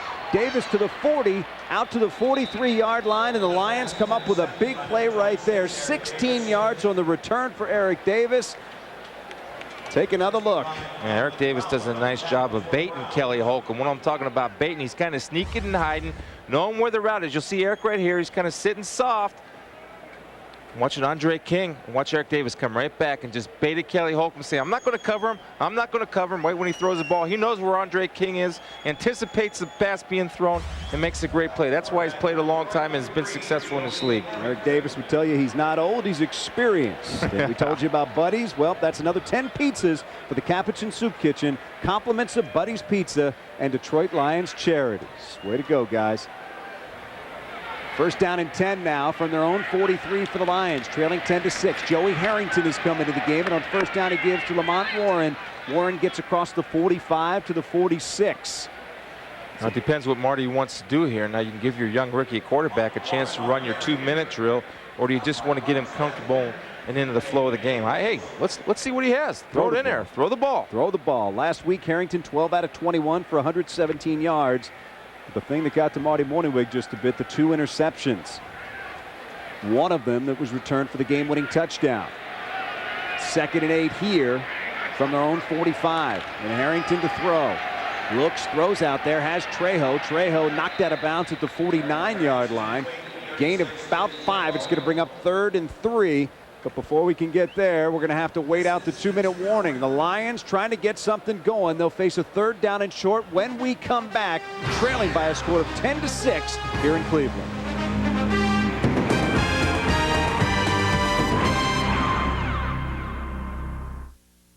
What's on your list of favorite things about AOL? AOL has kept me in contact with all my friends, my family. You've got mail. I get to share pictures with my sisters. You've got pictures. I like to chat, gab, gossip, whatever. It's everything I need all in one place. The people at AOL help me do everything. They're very helpful. My privacy is protected on America Online. With parental controls, I feel better about my kids being online. Today's AOL is easier than ever. Call 1-800-4ONLINE today. America Online. There's nothing else like it. No one has what AOL has. Fox 17 has your ticket to the hottest highlights and all the big scores. This week on the ticket, Tiger goes for another major. The Winston Cup cars visit MIS, and we'll introduce you to the joys of shuffleboard. See you Sunday. Catch the Fox 17 Sports Ticket, Sunday at 10:35 on Fox 17. Kick off the season Saturday, August 31st. Eastern Michigan heads to Michigan State to take on the Spartans. It's the Big Ten on Fox 17, where the big boys play. Don't delay, because 0% APR financing for 5 years on any new 2002 Pontiac ends September 3rd. So don't delay, act now, supplies are running out. 0% APR financing for 60 months on any new 2002 Pontiac through September 3rd. You might as well be walking on the sun. Or choose a great cashback offer. Now at your West Michigan Pontiac dealer. Tonight after football, catch Fox 17 News at 10 at a special time. Lions facing a 3rd down and 3. They're 2 for 6 on 3rd down conversions at this point. All right, what do you do, Coach Spielman? You got a rookie quarterback in there. Well, you got to see what their coverage is and let him give him 2 plays. Give him a play against the zone and give him a play against a man-to-man. They're in man-to-man. Watch the blitz. Big blitz down for them. 3 receivers and the tight end Michael Ricks. Harrington to throw. Gets it out to Avion Cason. Cason's got the first down across the 45 down to the 43. A nice play on 3rd down there by Joey Harrington. Now, of course, last week there were a couple of mistakes by the Lions. That was not one right there. A key play for Harrington to gain confidence, and that's one thing we keep talking about. On 1st down, throws it out there. It's going to be incomplete. Intended out there for McKenzie. It's going to bring up 2nd down and 10. Talked about the mistakes that Joey Harrington made last week. We also had a chance to talk to him about that earlier. I made some rookie mistakes, which I've said all along I was going to make. I think I did make some good decisions in some tough situations, but I just need to execute a little better. I need to make a better throw. I need to put the guy in position to be successful, because that's what the quarterback does. The quarterback's job is to put the team. Trying to execute right here, getting it out to Lamont Warren. Warren across the 40, gets to the 36 and bring up 3rd down and short. Harrington doing a nice job of keeping things under control there. Calvin Spears, rookie out of Grambling, making the stop for Cleveland. That's a good job of Joey setting up the screen here, and you'll see Lamont Warren, a difference between him and William Green. Lamont lets his offensive line get in front of him. Spears does a nice job of making a play, preventing a big play by the Lions. Lions in a hurry-up offense. Passes complete out to Scotty Anderson. Anderson forced out of bounds by Emmanuel McDaniel. Another 1st down for Detroit. So Joey Harrington doing a nice job of keeping the football moving. Well, he's making a good decision, a quick decision, and what you need to do in a 2-minute drill. Because if you don't want to force anything, if it's not there, throw it away so you can save time on a clock. So far, Joey is showing great composure for a rookie quarterback in a 2-minute situation. Well, with 1:08 to go, he's got the ball 1st and 10 at the Browns 30. Anderson and Drummond to the left. Split out wide rights, Lamont Warren. That's Stephen Trejo in motion. Gets it out there complete to the slot receiver. That's Drummond, who gets across the 20, down to the 19, and it's going to be another 1st down for Detroit. Calvin Pearson making stop for the Browns, but not before the Lions can pick up 11. Again, patience, seeing his first option, delivering the ball only where Drummond could catch it. Lions hurrying up with 46 seconds to go. Nice pass middle of the field to Trejo inside the 10, down to the 7, another 1st down. Brent Boyer on the stop for Cleveland, but not before the Lions can move the chains again with 34 seconds to go and counting.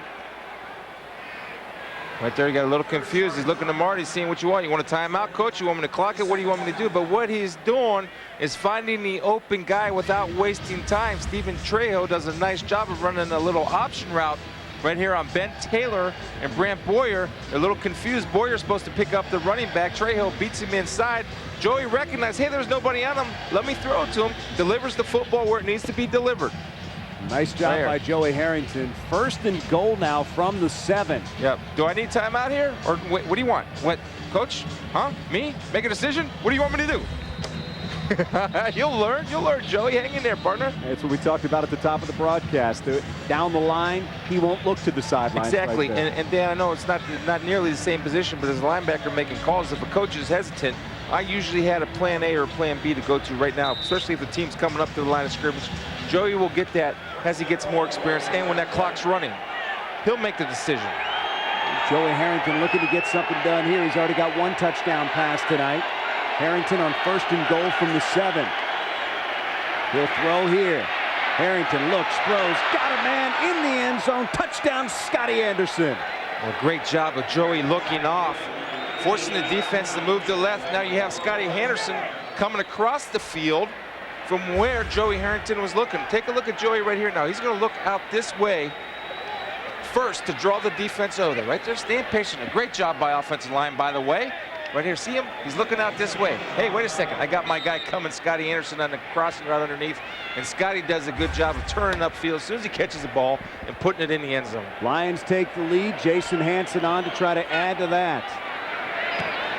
Snap's good this time. Extra point is up, and it is good. So Jason Hansen puts it through, and the Lions jump up to a 13-10 lead. As you look at Joey Harrington down on the sidelines. Yeah, that's what he's feeling. Pretty happy about everything right now, because that's his first. Hey, you should celebrate. Celebrate with your teammates. I'm a rookie. I'm fighting for a job. I can be the starter. And what better way to build confidence and take your team down for a touchdown driving score in a 2-minute situation? Harrington, 2 touchdown passes tonight. to get the Lions on front. 13-10 with 25 seconds to go. You know, the other thing, Dan, what that does, Joey's going to come out and play the second half, and he's going to come out more confident. Marty will be more confident in letting him throw the ball downfield. Harrington tonight, 7 out of 8 for 55 yards. And as we said, those 2 touchdown passes. And dare I say that this performance by Joey Harrington only sows the seeds of a quarterback controversy. Right. See that guy? That's one of the reasons why he's here, to coach these young guys up. And I mentioned earlier that he was a big help in the development of Tim Couch. I witnessed it personally. Ty's a patient guy. He's good. He's got a good demeanor to work with young quarterbacks. They gave up a 4th-round draft pick for Ty, and a pick that some people question, but right now it's looking pretty good. Why? Because he brings a calm presence to 2 young quarterbacks of your future. I slipped there. I said Harrington threw both touchdown passes. Mike McMahon, of course, with the first connection to Michael Ricks. Jason Hansen with the short kickoff. And the Browns will take over at their own 28-yard lines. Nice stop by Lamar Campbell. 25 seconds to go here in the first half. Ken Philpott. So after trailing 10-0, the Lions have come back to take a 13-10 lead. I said Ken Philpott played well last week in his rookie debut for the Lions, a linebacker, making a play on special teams, trying to make this football team. And Ken Philpott certainly opened some eyes last week. Rookie out of Eastern Michigan, 5 tackles to tie for the team lead. That was the fumble, I believe, too. Kelly Holcomb now trailing by 3. Browns with it. 20 seconds remaining. That's Jackson spinning out of a tackle, but finally taken down by Clint Greenwald.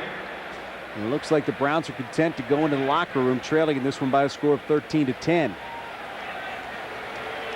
It's a good job. You got to be happy if you're a Lions fan, if you're Lions players. You're on the road in a hostile environment. You get down 10-0, you come back, take the lead, 13-10.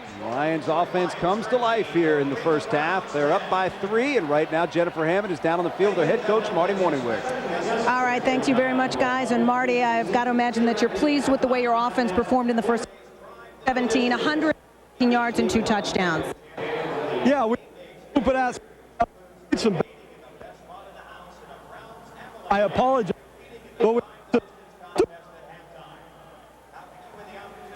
A little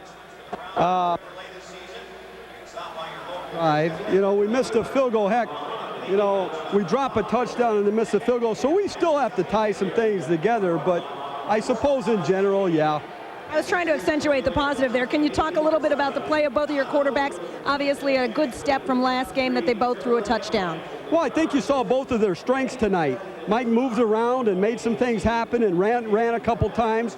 And Joey was extremely accurate, and both of them threw a touchdown. So I'm pleased with the quarterback play. I'm pleased with the sacks. I'm pleased about the turnover situation. So there are a lot of positives. All right, thanks very much, Marty. Good luck in the second half. Marty Morningwig talking about the play of his team in the first half. We're going to come back for the highlights and the statistics, plus an up-close look at linebacker Chris Claiborne when we see you during halftime here from Cleveland Brown Stadium. I don't know much. And welcome back, everyone, to Cleveland Browns Stadium for the Great Lakes Classic, where the Detroit Lions leave the Cleveland Browns by a score of 13-10. I'm Jennifer Hammond. Robert Bailey is going to join us coming up shortly with all of the halftime highlights and statistics from this one. Now, of course, when you talk about the Lions defense, there aren't very many guys that came back from last year's team. In fact, only 7 total players started all 16 games last year for the Lions on both offense and defense and returned to the team this year. Chris Claiborne is one of them, and he's ready to take the next step.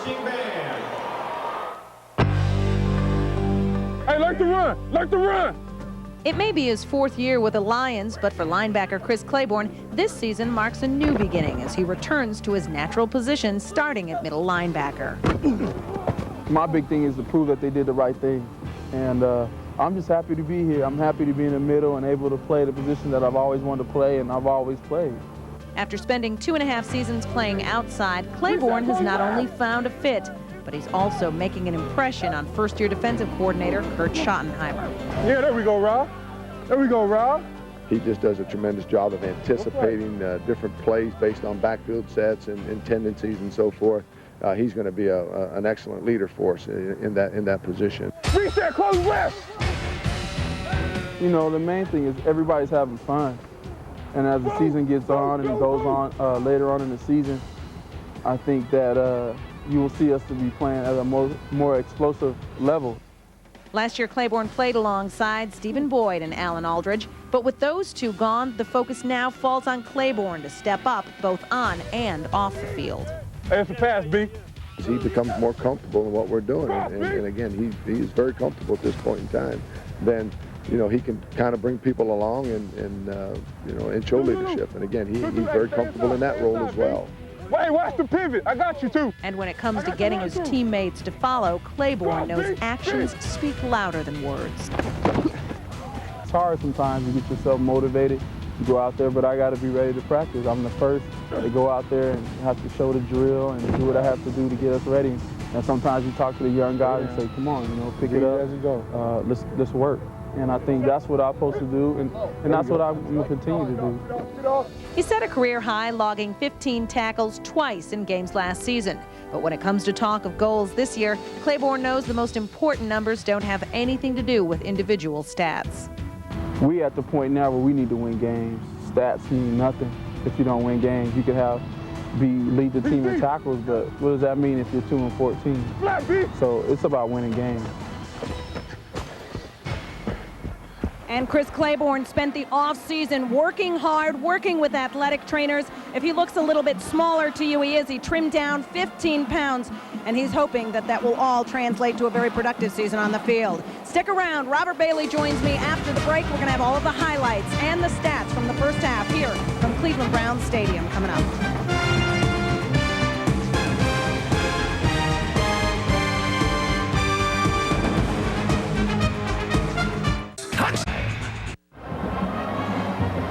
Welcome back to Cleveland Browns Stadium. I am Jennifer Hammond, down on the field where the Detroit Lions lead the Cleveland Browns by a score of 13-10 here at halftime. And welcome back. And as for the Detroit Lions, of course, a lot more highlights this game, of course, Robert, than last week. We're going to take a look at some of the first half highlights, starting with the offense and the play of quarterback Mike McMahon.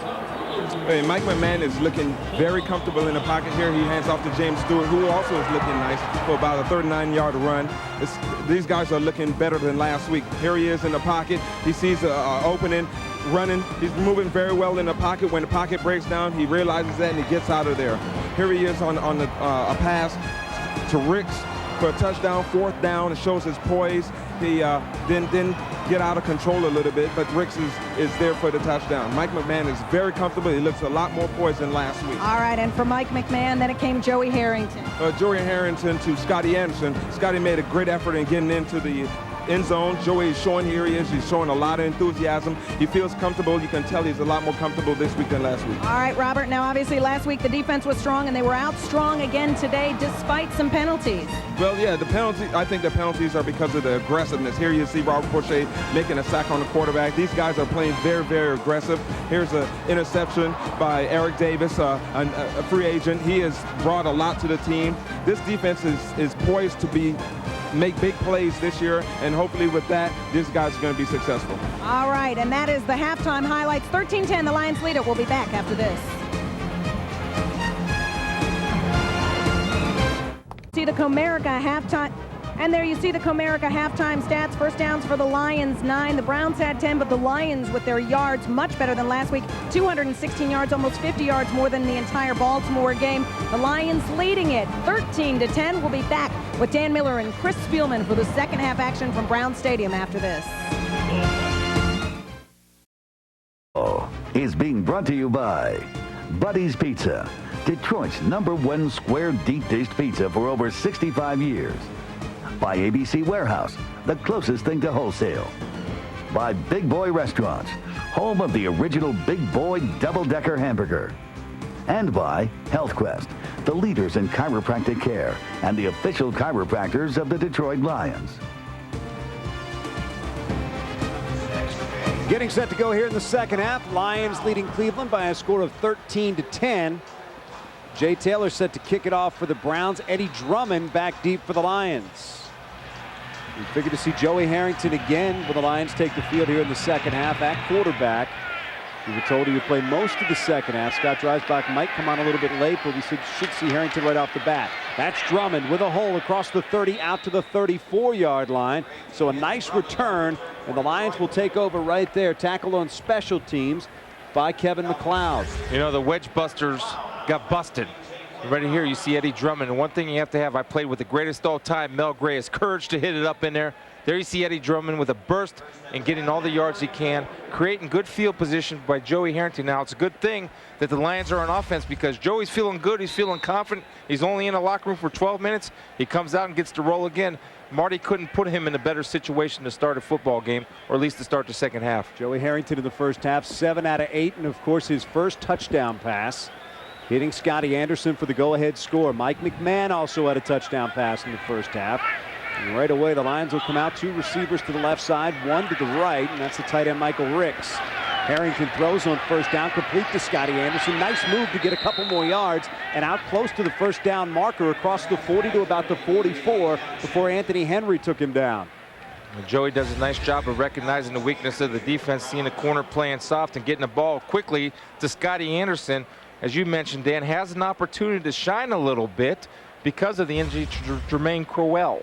They know Scotty Anderson has talent. I think at times they have been frustrated that it always hasn't translated to the way he's played on the field. Well, he was a young player last year, and he's learning. And I remember watching him last year to this year has improved tremendously over last year in his route running ability. This time Anderson to the right. With the play clock winding down to 3 and 2, Joey Harrington's going to have to take a timeout and come over to the sideline and get things sorted out. Lions leading here by a score of 13-10. They will face a 1st and 10 when we come back.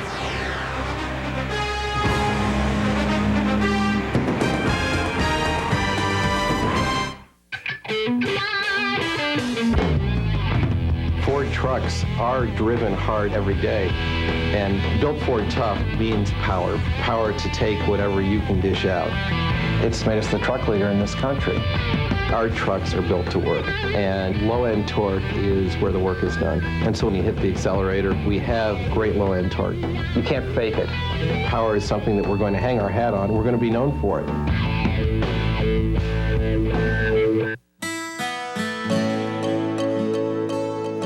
When the big boys play.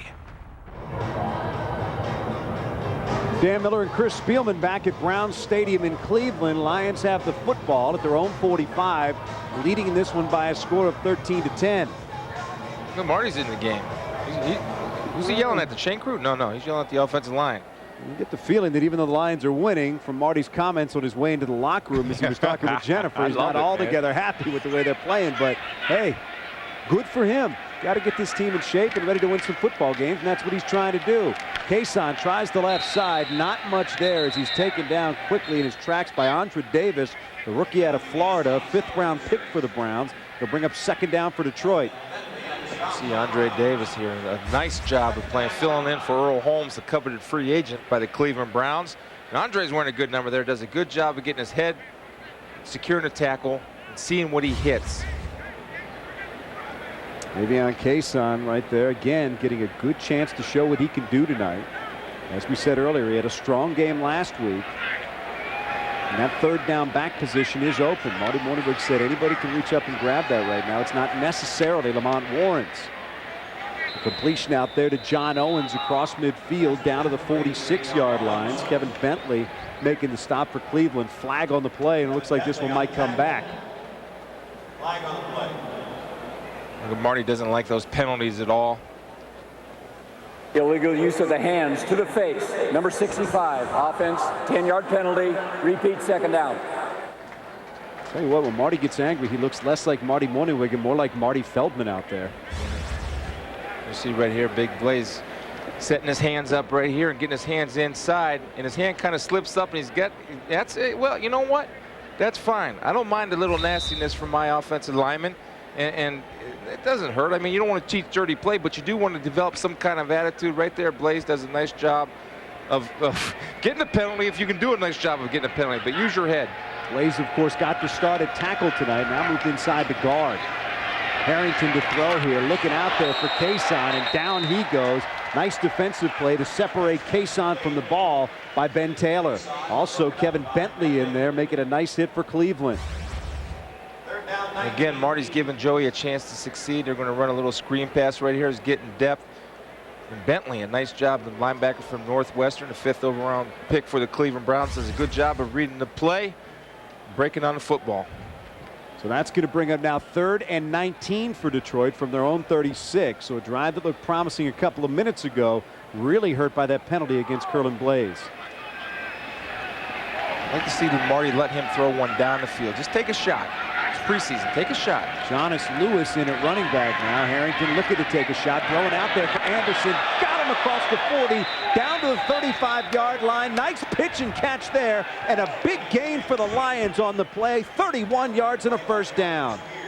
Well, last week we talked about Joey and some of the interceptions he threw where he underthrew receivers when he needed to put air on it. This one he needed to throw on a line, and he threw it on a line about 40 yards.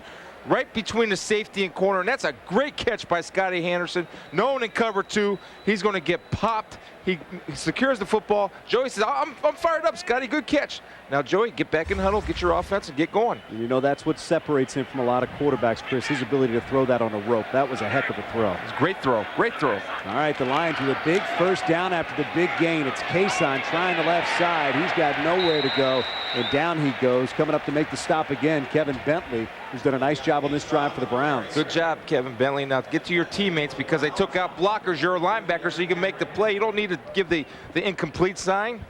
Come on.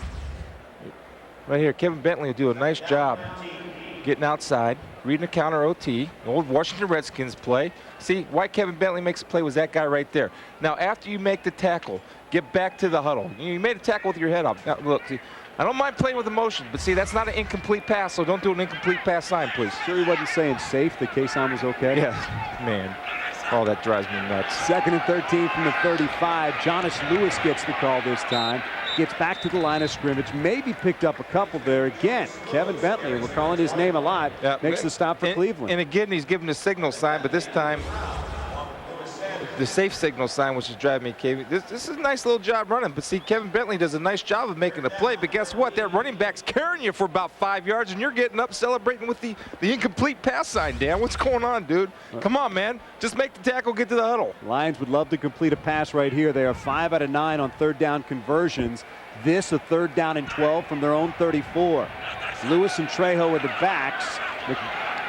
Gonna throw, gets it out there, and it's complete to his tight end, Matt Murphy. Murphy down inside the 20. It's gonna be another first down for Detroit as Harrington does a nice job of finding the open receiver, and a gain right there for the Lions of 18. That's a good job by Matt Murphy of finding the soft spot in the zone, getting beyond the first down markers, and Joey recognizing the passing lane, stepping up into the pocket, not panicking, and delivering the ball right here. Here comes Murphy. He's going to sit down right inside there. Joey, he loads the rush, uses his feet to elude the rush, and deliver the football for the first down. So Harrington getting it done on 3rd down in this drive, a couple of times keeping the drive alive, and the Lions in business now.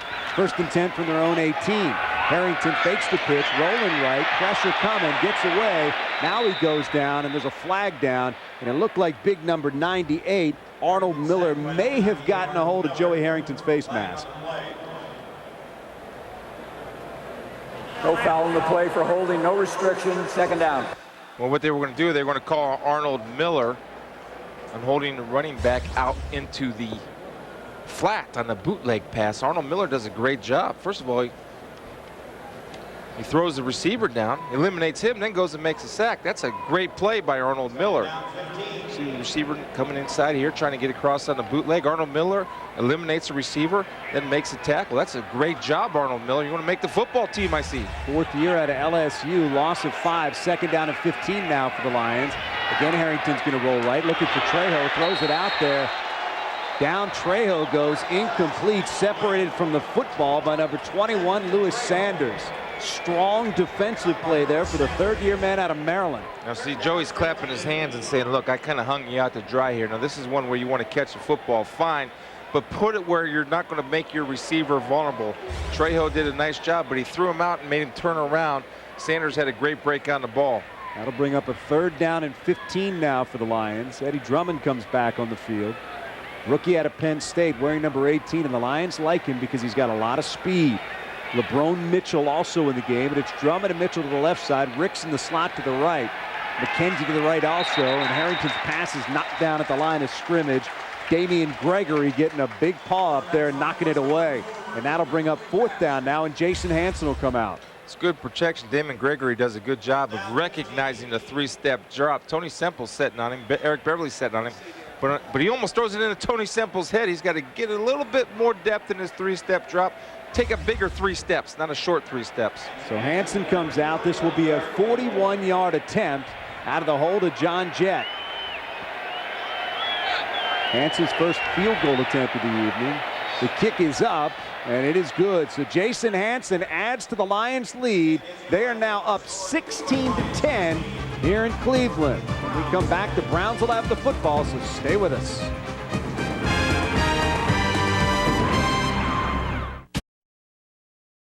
Links. Lions down on the sideline. Ty Detmer working there with Joey Harrington. What type of things does a veteran quarterback talk to a rookie about when they're down there, Chris? I just think one thing you talk about, so you showed him the Polaroids and saying, look, you had this guy open. Now, if I was out there, I would have threw it to this guy, but you threw it to this guy. Listen to me. Then he's laughing and saying, I'm just kidding. You're doing a great job. But Ty is great for that. Again, as I mentioned earlier in the telecast, he was a tremendous help in the development of Tim Couch. Well, you saw there the Lions scoring drive that led to the 41-yard field goal by Jason Hansen. Cleveland coming back now on the return and taken down at the 16-yard line. So the Browns will take over right there. Nice special team stop again by Abdul Howard. We've called his name a couple of times tonight. That was a good hit, Abdul. See what you hit. Put your face right in the numbers. All right, we'll take a break. Lions up 16-10. Browns have the football. We'll be right back.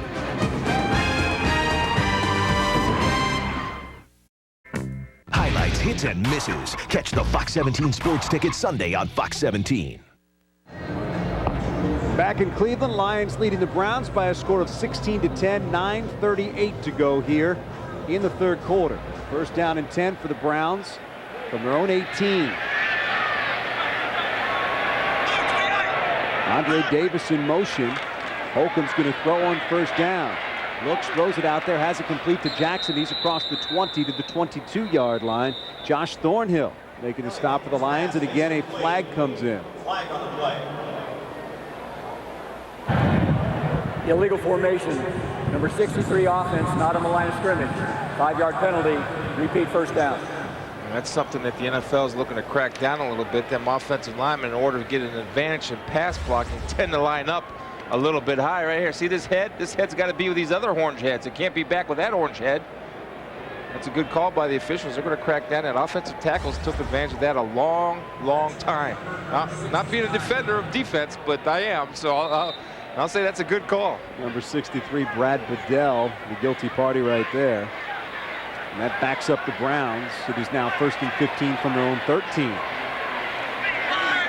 So Kenneth Holcomb looking to get something done here with an empty backfield. Throws it out to Frisman Jackson. Jackson across the 20. Maybe gets the 21-yard line before he's thrown backwards. And that'll bring up 2nd down now at about 7. You know, I'm not worried about that play. You're giving up 7 yards. But the thing I liked about that play, and as the play was developing after he caught the ball, I saw 5 silver helmets put a hit on him. A lot of times when that happens, Dan, you create turnovers because you're getting a lot of guys on the pile. 2nd down now and 7. Cleveland at its own 21. 2 receivers right, 1 to the left. Jackson is the lone setback behind Holcomb, and he gets the call. Trying the left side, weaving his way across the 20 to the 24. Stop there. It'll bring up 3rd down. Let's swing it down to the sidelines now. Robert Bailey standing by with one of the newest Lions, Hakeem. Hey, Dan, I'm here with Hakeem. He's the biggest free agent this year with the Lions. Hakeem, you were the 3rd receiver for the St. Louis Rams. Now you're a starter. How do you feel about that? I feel real good. You know, I just wanted to come out here and do some things, try to help get the offense going. We look good right now, but at the same time, when we out there on the field, we can't stop ourselves. You know, biggest thing is penalties. You know, it's kind of pushing us back right now. Last week, your hamstring was a little nicked. How are you feeling right now? Well, actually, it felt pretty good this week, so I wanted to go out here and see how it felt and try to keep these chains moving. So I just want to take it one day at a time and go out there and help my offense. You got to bring some of that Super Bowl swagger here to this team, and hopefully a lot of guys will start to follow you. Definitely. We just need to come out here, play together, and everything will be fine. Good luck, Hakeem. Back to you, Dan. All right, Robert, thank you very much. You saw there on 3rd down and 5, the pass to Andre King, good for a first down. Jeff Gooch makes the stop for Detroit, but the Browns do move the chains, and they keep the football. I'm going to measure it just to make sure. I've been about 0 for 4 on these things this year, so maybe they didn't get the first down. Well, they did. Finally, I got one of the plus column. Oh, when did you call it? I said first down. Oh, okay. I said first down, they'll move the chains. Then all of a sudden they were moving the chains out to the field. Wasn't where I thought they'd move them. I thought I'd move them further down the field. All right, Dan, I got you, man. I'm with you. Just feels good to finally get one right. First down and 10 now for the Browns from the 29. Jackson, the deep back behind Holcomb. Davis in motion, but it's Jackson with the call, trying all sorts of places. Finally finds a little room. Gets to the 29. That's about the line of scrimmage. Krantz Clemens coming up to make the stop for Detroit. It's going to bring up 2nd down and 10. Take a look at our 4th-game summary. Both quarterbacks playing well tonight, each with a touchdown pass. You see Joey Harrington there, 10 out of 14 for 114 yards. Scotty Anderson, 5 receptions for 59 yards and a touchdown. Lions defense only giving up 47 yards on the ground so far tonight. 2nd down and 9 now, we'll call it, from the 30. Holcomb to pass, has time, throws it out there. It's complete. Across the 30 to the 34-yard line goes Chris Floyd in his 4th year out of Michigan. That'll bring up 3rd down. Chris Floyd, one of a number of players going after that fullback job here for the Browns. You know, a guy that's impressed me for the Lions and could be a future for the Lions is Chris Cash because of the age at cornerback. He's really come on and making good plays. He's never out of position. And as a corner, the one thing you want to do is never be out of position. And he's a good, solid tackler for a smaller guy. 4 tackles last week for Cash, the rookie out of Southern Cal. 3rd and 5 now from the 34. From the shotgun, it's Holcomb. Looking out there and completing the pass to his tight end, Mark Campbell. Campbell out to the 40-yard line. And that'll once again move the chains for Cleveland. And this time they won't even have to bring him out to the field. Kalimba Edwards right here now.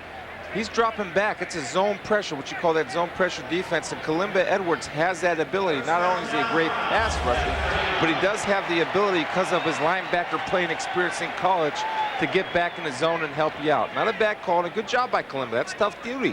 One of the young players that has made an impact so far for the Lions. Edwards getting a chance to play some tonight at that right defensive end position. Holcomb on 1st down, play action fake, throws it out there, completes it to Jackson. Jackson to the 44-yard line, taken down there.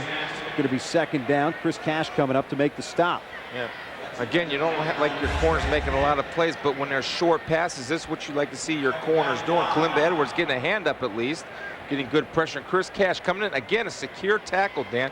That's what you want from your cornerbacks, to break on the football after a guy catches underneath in the zone, to secure the tackle and get him on the ground. Cash and Andre Goodman both played well last week. If there is a frustration, it's that Goodman's not playing tonight, out with that sprained ankle. 2nd down and 5 now from the 44. Jackson again gets the call. Not much room there. Maybe gets one. It'll bring up 3rd down and 4. Abdul Howard coming over from his safety position to make the stop. Yeah, Abdul does a nice job. We hear what's in vogue now is 8-man front. Abdul Howard becomes the 8th man like an extra linebacker from his safety position. Does a good job, stays disciplined, and fills the backside hole where the ball should cut back. It did. Abdul was there in position to make a play. 3rd down now from the 46. We'll call it a long 3 for Cleveland. Jackson alone back behind Holcomb. 3 receivers split to the right side. Holcomb now drops back to the shotgun. Andre King in motion. Flags down. Prior to the snap, false start. Number 61, offense, 5 yards, 3rd down. Quasim Mitchell called for the penalty right there. He's on the right side of your screen. You know, a lot of times when you show blitz, which the Lions are doing, it gets those offensive linemen excited because they have to make adjustments on the run. Even hitting a blitz sometimes getting young defensive or offensive linemen to jump and get edgy.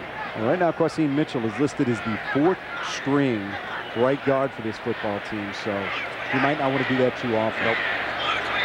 Make it 3rd down and 9 now from the 40. Holcomb from the shotgun. Throws it to Jackson. Jackson across the 45 to midfield. Has the first down and a lot more. Abdul Howard takes him down at the 40, a 21-yard gain. So the Browns convert on 3rd down now, and they're on the move in Lions territory, trailing by 6. Now this is on Jeff Gooch. He's got to make this play. Look, he's a linebacker. He has a check down route. You'll see him come in and check right here in front of Jeff Gooch. What you want to do is take a good angle. He takes a bad angle, and he doesn't bring his feet. And James Jackson with a great stiff arm. Look, he was a starter last year. Right now, he's fighting for a position on this team. And to me, he's looked the best out of all the Browns running backs tonight. Jackson 7 carries tonight, 35 yards, and he's gotten it done catching the football as well as he did right there. Carry over the right side there, picking up a couple yards. It's Autry Denson, 4th year out of Notre Dame. Again, flags come in. First time we've seen Denson tonight. Denson 8 carries last week for a team leading 41 yards against Minnesota. A personal foul. He didn't point where it was. I was waiting for that. Looked as if he may have caught it on his leg. Usually a chop block indicator. That means somebody's posted and got another person coming to hit him low. Personal foul, crackback, number 85. Offense, 15-yard penalty, repeat 1st down. That would be on Kevin Johnson, but we haven't seen Kevin Johnson since the 1st quarter. And what they're talking about on a crackback right here, I believe they're calling it, you're not allowed, when you're outside the tackle box, you're not allowed to come in low on a defender. When you come in low, that is illegal. If you're going to crack back, which is a receiver blocking from outside the tackle box in, you must hit high. That's a great call by the official because it's dangerous for the defense because he has no idea the guy's coming. He can't protect himself. I think that was on 15, Frisman Jackson. Kevin Johnson's been out of this game for a while. Yeah, especially since he signed a $4 million contract. That's Jackson making a nice play right there, getting down to the 30-yard line. Nice throw by Holcomb. Abdul Howard makes the tackle, but not before Cleveland can pick up 20 yards. They are just shy of a 1st down, but that's a huge play to get them out of a big hole. Nice run by Frisman Jackson, a nice catch. Yeah, Frisman does a good job, and he lets you went bit on the outside route, hit him on the slant on the run, giving him a chance to get upfield. Now the defensive line has to get their hands up because it was a 3-step drop. You get your hands up, you got a good chance of batting it down. 2nd and 1 from the 30. Denson gets the call. Not going to get back to the line of scrimmage. He'll lose one. It'll bring up 3rd down and 2. Jared DeVries making a nice play behind the line of scrimmage for Detroit. You want to be solid against the run, and right here, Jared DeVries, who was impressive last week, does a good job of getting off the blocker right there, getting down, grabbing a leg. Josh Thornhill coming over the top, the young rookie from Michigan State, finishing him off. The Lions with a chance to come up with what would be a big stop right here with 1:40 to go in the 3rd quarter, leading 16-10. Holcomb with 2 backs behind him. He's going to throw, gets it out there and completes it to Kevin McLeod. McLeod with a little room does get the 1st down to the 27-yard line. So once again, the Browns will move the change. Well, the Browns have done this all night. They did it in the 1st quarter. They get the fullback in the flat, isolated in man-to-man coverage, forcing the safety to hold his position on the play-action pass. McLeod does a good job of getting to the sticks and securing the catch. Kevin McLeod in his 2nd year out of Auburn from Montego Bay, Jamaica. And it is wet and sticky here tonight. Feels a little like Jamaica. How's their high school team down there in Montego Bay? I think they were 1st in Jamaica. Okay. 1st and 10 from the 27. Time winding down here in the 3rd quarter, inside of a minute to go. Nice run and close to a 1st down for Autry Denson. Josh Thornhill making the stop for Detroit, but it is very close to what the Browns needed to move the chains once again. Josh Thornhill doing a good job of pursuing the football. What happened there is we lose contain. Abdul Howard has to come up and force that ball back inside to the 10 other blue jerseys and silver helmets coming from the inside. You don't want to give up that outside. That equals big play. They'll call it second down, less than 1 now for the Browns. They're on the Detroit 18, trailing by 6. Holcomb looking to pass, throws it out there, looking for his tight end. It's complete to Mark Campbell, flag down. If it counts, it's a touchdown. They're going to get Philpott for holding, grabbing on. Yep. You are exactly right, and that will be a touchdown right there. Mark Campbell in his 4th year out of Michigan, the Clawson native with the touchdown. And this game is now tied at 16 apiece with the extra point coming. Yeah, Mark Campbell runs what they call a 7-cut on a rookie linebacker, and what they'll do is run a corner route. You see Philpott right here. He's got to let his hands off of him now. You're in the NFL. You can't grab on the guys past 5 yards down the field. And again, one of the mistakes I'm seeing all Lions defenders do, not just Philpott, and man-to-man coverage, they're looking back at the quarterback. As soon as you look back, the intended receiver pulls away. Jay Taylor on to attempt the extra point for the Browns. It is up. It is good. The Browns take the lead 17-16 with 29 seconds to go in the 3rd quarter. The Lions will get it back when we come back.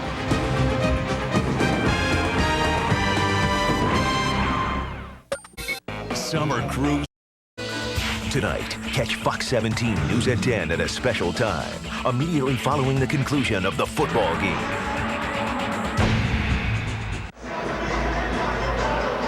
So the former Wolverine, Mark Campbell, puts the Browns in front 70-16 with a touchdown. Campbell missed the entire season last year on injured reserve after injuring a knee in training camp.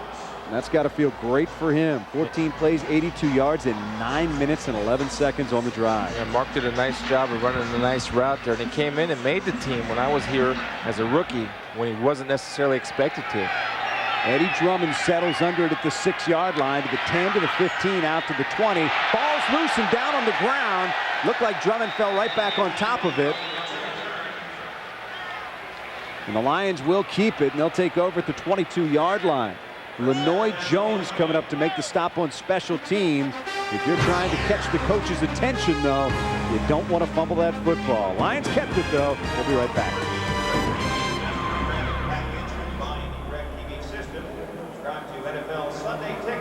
Health Quest is Michigan. Team Sports, where the big boys play.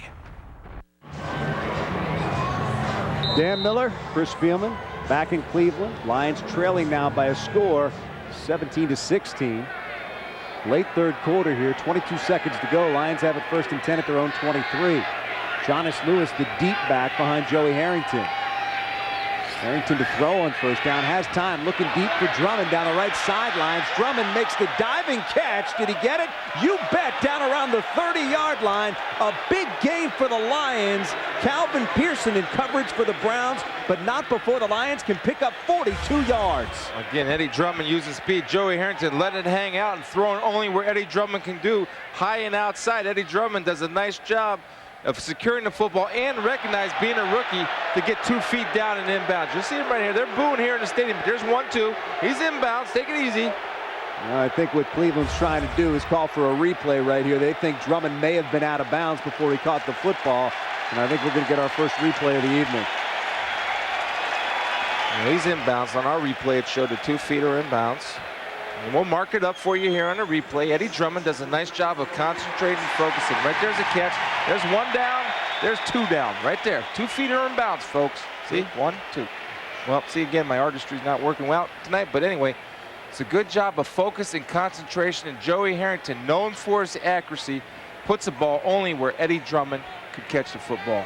Certainly looks like a good catch from the replay. And I mentioned earlier, one of the things that they pointed out about Eddie Drummond, Matt Millen said they like him because of his speed. That's why he's here, because he brings speed to the wide receiver position. And if you have speed, Chris, you have the ability to make big plays. He just ran and got that football.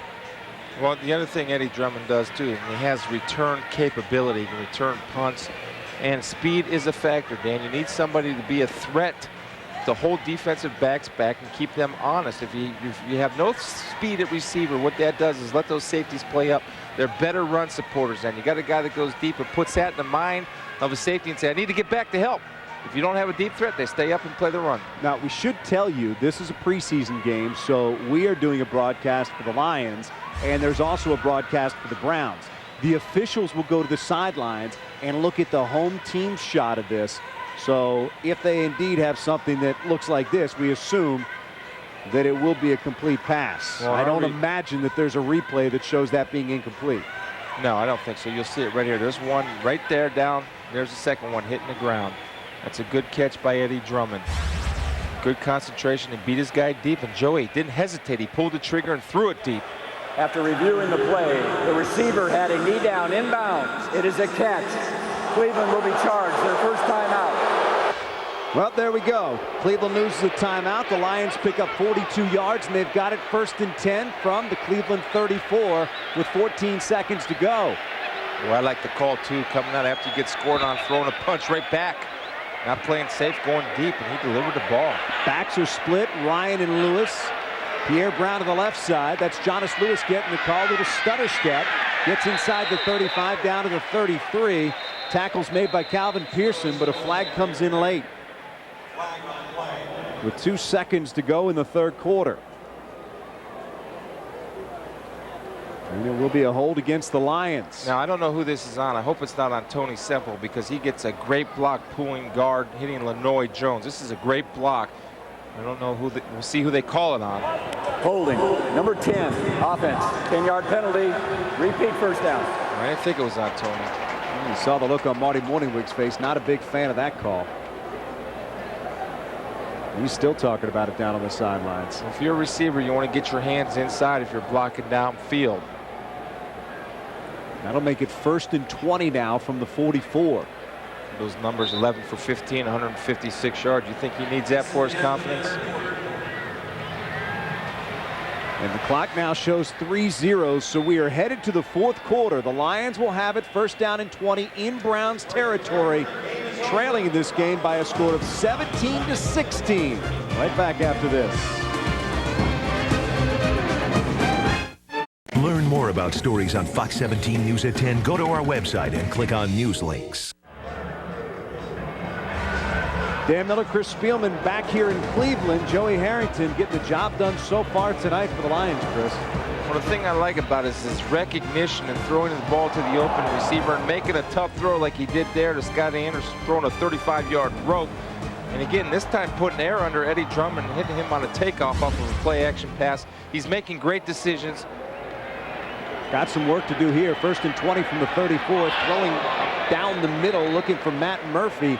Incomplete, led him a little bit too much. It'll be 2nd down and 20. Now, we mentioned at the top of the broadcast that this is the inaugural Great Lakes Classic preseason game. Detroit and Cleveland are going to play every preseason from now on, and each team will be playing for charity. There's $50,000 up for grabs in this game. The winners will get $30,000, the losers $20,000. That money will go to charity. Whatever the Lions get has been designated for Habitat for Humanity in Detroit. Whatever Cleveland comes up with has been designated for the United Way Services of Greater Cleveland. And we saw the Great Lakes Classic trophy right there a moment ago. On 2nd down and 20, little inside handoff to Chris Ryan. He gets down inside the 40 to about the 38. Ben Taylor making the stop. Rookie out of Virginia Tech, a 4th-round draft choice for Cleveland. And that's going to bring up now 3rd down and 13 after a gain of 7. You know, Dan, not a bad play to go back to was he had Murphy open at tight end versus cover 2. The safety stayed out wide. Murphy beat the linebackers in the middle. See if Cleveland got that fixed. I saw 2 linebackers saying, you got him, no, I got him, no, you got him. They were confused. I would go back to it and see if they can hit him again down the middle. They can't now, 4 wides. 4 wides in the game. You're exactly right. 2 to the right and 2 to the left on 3rd and 13. From the 37, Harrington to pass. Has some time, throws it out there. Looking out there for Mitchell. It is incomplete. Almost picked off, but the ball hit the ground, so it's going to bring up 4th down and 13. Chris Akins almost had the pick. That time, Cleveland did a good job of forcing the receiver outside. Did not let him get inside. Joey overthrew him a little bit because it was a good job by the defender forcing the safety. You'll see right there, the defender looking back. He's got to bring that in a little bit more so he's in front of this guy, the safety. He was lined up with a safety. Bring it in a little bit more, Mitch. You'll be all right. So after 3rd and 13, no connection there. 4th and 13. Now the Lions are going to have to punt it away. John Jett will try to pin the Browns deep in their own territory. A high punt. Doing a nice job to get back there and cover it was Chris Cash, but they couldn't hang on to the football. It bounces into the end zone, and Cleveland will take it out to the 20. Nice coverage by the Lions, but they couldn't finish the play. And with 13:55 to go in the fourth quarter, we'll take a break and come back with the Lions trailing by 1. It's the Fox 17 Sports Ticket Sunday on Fox 17. Back here at Cleveland, Lions trailing by a score of 17-16 and almost coming up with a big special teams play there a moment ago, Chris, but I do say almost. Yeah, Chris Cash has a chance to down the football, make a play. Does not, and put the Browns starting at the 1 as opposed to starting at the 20, which creates problems for their offense. And they do start at the 20. Josh Booty on a quarterback now. The give is to Autry Denson. Denson picks up a couple before Josh Thornhill comes up to make the stop. Going to be second down. There you get a look at Josh Booty, and he's an interesting story. He was one of the most highly recruited quarterbacks ever out of high school, but decided to go play baseball. Spent 5 years in the Marlins organization, then went to LSU. Spent 2 years at LSU, then was drafted by Seattle, cut by the Seahawks, and spent last season basically on the shelf here for the Browns. Now he's getting a chance to show this organization what he can do. But his football career was really on hold while he tried to play professional baseball. Josh got a little bit excited there. Looks like he was trying to take a lead off on first base right there. He backed out of center a little early. Just get the timing down. Take another look at this. Defensive line retired. Anytime there's any movement, go ahead and get across the line of scrimmage. Hopefully they draw a flag on the offense. But you see Josh Booty try to pull out of there a little bit early. That's going to cost them 5 yards, and it's going to be second down and 14. They're now backed up at their own 16-yard line. Booty with 3 receivers in the game. 2 to the left and 1 to the right. Autry Denson, the lone back. Booty gives to Denson. Not much room there. Stopped by Kershke. Hit at the line of scrimmage, dives forward, and picks up 3.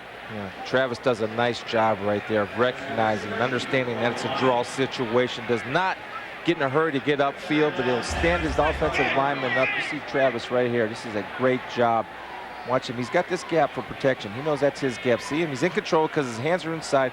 Throws the offensive lineman and makes a play. That's a great job by Travis Kershke. Will provide good depth for the Detroit Lions defensive line. Chris Floyd checks in for Cleveland. One of 2 backs in the backfield split. 1 to each side of Josh Booty, who's in the shotgun. 3rd down and 10 from their 20. High snap. Booty corrals it. Looked like a third baseman there. Gets it out. It's complete, but not much room to run for Autry Denson. It's going to bring up 4th down. The Browns will have to give it back to Detroit. Jeff Gooch coming in to make the stop. A good job by the Lions defense getting a 3 and out, getting their offense a chance to get the ball back. Illegal formation. Number 70 offense was not on the line. Penalty is declined. 4th down. One of a number of penalties we've had this evening, but because Detroit's going to get the football back, they decline the penalty.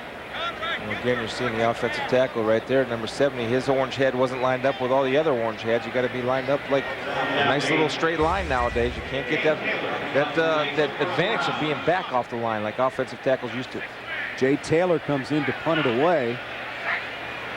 Deep for the Lions is Eddie Drummond.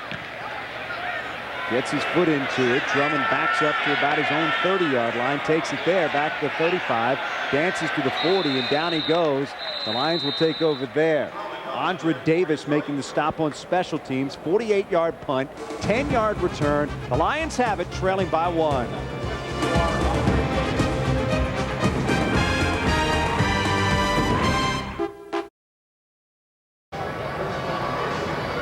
Dan Miller, Chris Spielman back in Cleveland. 11:51 to go. Cleveland leading Detroit 17-16. But Chris, look at the situation that the Lions are in right now.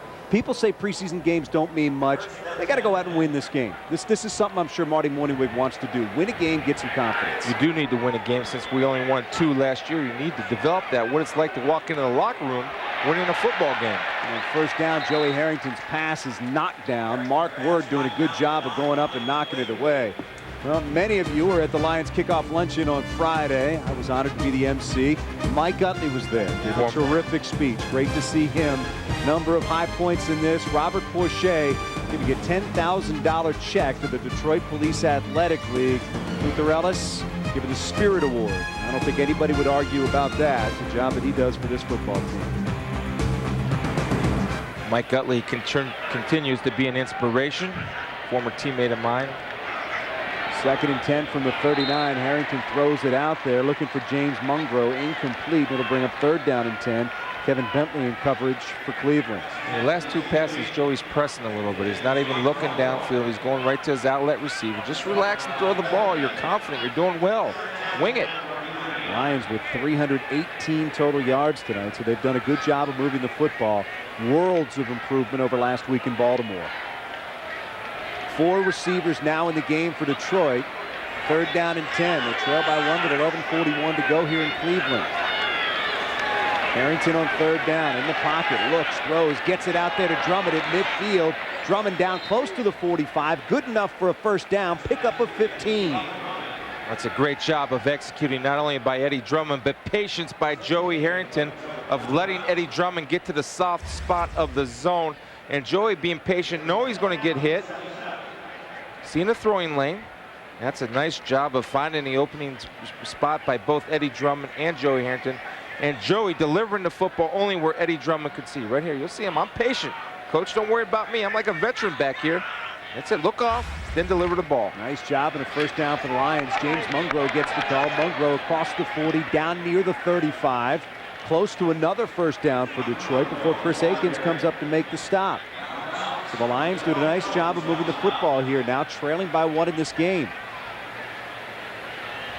Doing a nice methodical drive, and the key there, Dan, is something that they're going to have to do during the regular season is convert 3rd downs. If you don't convert 3rd downs, it'll kill you. Gives the offense. It's like a turnover to me. Lions with a 1st down here. 1st and 10 from the Cleveland 37. Harrington again gives to Mungro. Again, he finds a little room. Mungro down to the 32-yard line. Picks up 5 and then surges ahead inside the 30 and gets a couple more yards. Lenoy Jones makes the stop. 7th year out of TCU for the Browns. I want to remind you that you can enjoy a Lions football game from the style and comfort of a private suite at the most exciting stadium in the NFL, Ford Field. With Lions season tickets sold out, the best way to enjoy the Lions action is from a luxurious suite.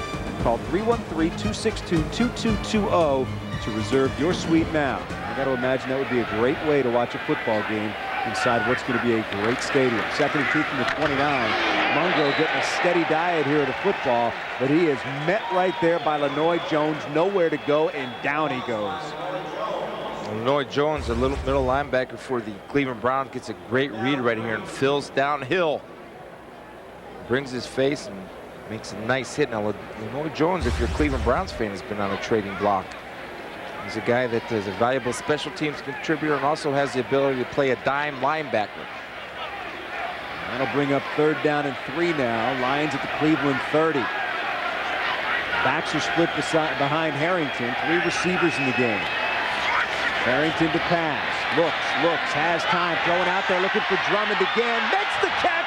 Touchdown Lions. What a pass and what a catch. Look at Joey Harrington running down the field right there. He just did about a 4.340 to get to his new connecting mate in Eddie Drummond. This is a great job by Eddie Drummond, selling it. Joey again, staying patient. Good job, offensive line.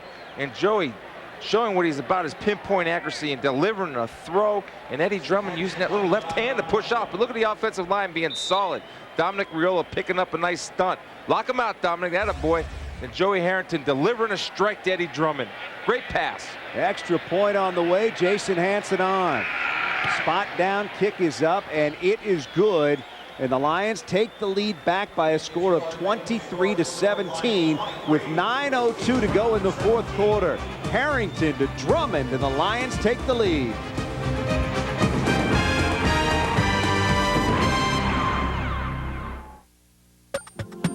Imagine a business relationship with someone who shares your vision, your drive for success. A business relationship with someone who accepts your challenges and helps take you to new heights. An advocate and source of knowledge. The kind of business relationship you have with Comerica Bank, offering experience and expertise that no other business bank can. With fast, flexible solutions and a staunch belief that you're the priority. Because at Comerica Bank, we listen, we understand, we make it work. You would expect a sports bar to have a bunch of TVs. Vitale Sports Bar in Comstock Park has a lot of TVs, but they also have a terrific new menu, from Cajun chicken wraps to panini, twisted barbecue and Italian nachos, to grilled soy salmon and great 8-ounce sizzlers. Vitale Sports Bar has great food that will make watching your game or special event much more fun. Vitale's also has a terrific lunch buffet and their award-winning pizza. Not all sports bars are created equal. Check out Vitale Sports Bar on West River Drive in Comstock Park. How many reasons do you need to get into Jeep Liberty? How about 0? Because now for a limited time, you can get 0% financing for 36 months on the all-new 2002 Liberty, which could save you up to $2,700 in finance charges. Plus, to make this great offer even better, it's backed by the security of our 770 powertrain limited warranty. So get to your Jeep dealer today. There's no reason not to. Check it out today. Kick off the season Saturday, August 31st. Eastern Michigan heads to Michigan State to take on the Spartans. It's the Big Ten on Fox 17, where the big boys play. Miller, Chris Spielman back in Cleveland. Take a look at this. This is what you call a quarterback having a good time. Well, it's the excitement of youth, and football is a celebration, and when you make a play like this, you have reason to celebrate. Now, I wish I had a stopwatch on him. Look at him sprint right here. He says, Mike McMahon, I can run too. Watch him. I'm glad he didn't blow a hamstring sprinting down Eddie Drummond. All right, the Lions kick it back. Autry Denson settles under it, takes it at the goal line. Denson back to the 5, to the 10. Denson to the 15, tries to get the corner at the 20. And finally taken out of bounds by Cash. Browns will take over at their own 23. Lions drive, 7 plays, 61 yards, 2 minutes, 49 seconds. It's their 4th drive of the night of 55 or more yards. You know, Dan, we talked to Marty last night, and the thing we wanted to do is develop trust with the quarterbacks. We did that with Mike McMahon, letting him outside to create plays. And how he's developed trust with Joey Harrington is letting him throw the ball downfield. He did, and it was a great job, and he's very accurate, and he's proven why he was drafted number 3 overall. So I'll look at Eddie Drummond right there. He has had a terrific ball game tonight. Browns trailing now 23-17. Josh Beaton throwing it out there. Looking for Denson. It's incomplete. I don't think Denson knew it was coming his way.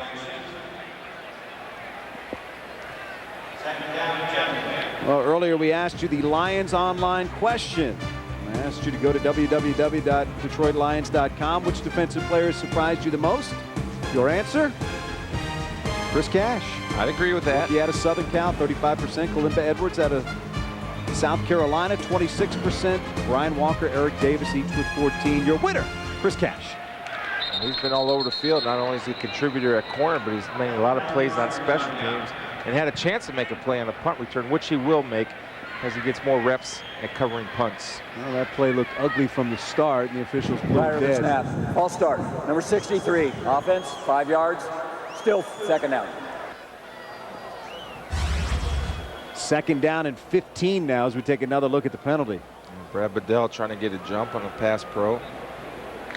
Got big Travis Kirchke over there. Said, I need to get a head start in blocking this big man. So the Browns are backed up now at their own 18. Trailing 23-17 here in Cleveland. Booty with a play action fake, looking for some place to throw. Throws it out there. It's complete. Out near midfield and looking for some room to roam is Juwan Dawson.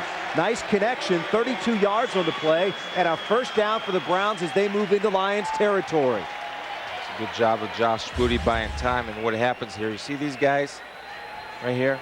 They're running up there for nothing. You got to get back here. Linebackers take the dig. That's the dig. You got to get back and get depth and make them throw the ball underneath. Don't worry about what's happening in front of you when you're in a zone defense. Get depth. Man. 1st and 10 now from the 49. Browns on the move. A lot more offense than we had last week, Mr. Spielman. Autry Denson gets the handoff. He doesn't have anywhere to go. Finally dives ahead and picks up 1. It'll bring up 2nd down and 9. Nice tackle in there. Jared DeVries doing a good job. You also see Bracy Walker in there doing a nice job. And Bracy Walker coming up and becoming that 8th man will take his responsibility in the cutback. Here's the ball. He's going to cut it back. Autry Denson's. Bracy Walker didn't get the tackle the first time, but guess what? He's back up and making a play. And again, Jared DeVries, another solid backup for the Lions, does a good job of getting off a blocker and making a play. 7.5 minutes to go here in Cleveland. Brown's trying to play from behind. Complete out there to Jackson, and he's got a lot of room. Jackson down to the 30 and finally forced out of bounds at about the 28. Gain on the play of 22 yards. Lamar Campbell finally coming up to make the stop for Detroit, but not before Cleveland comes up with a very big play. Happens here. We have a little miscommunication now. Campbell has to see when that guy goes in, he knows he's going into Abdullah, his partner, so he's got to come off and take the flat route. He was too late coming off to take the flat route. The quarterback read it, delivered it, made a nice play in the game for the Browns. And that sets them up with a first down and 10 from the Lions' 27. Kwame Pavil, number 5, is checked in. Booty looking deep, contact out there, caught, touchdown for Jawan Dawson. He had made contact with the defender. There are no flags. Dawson hauls it in for the touchdown. Nice play, 27 yards on the connection.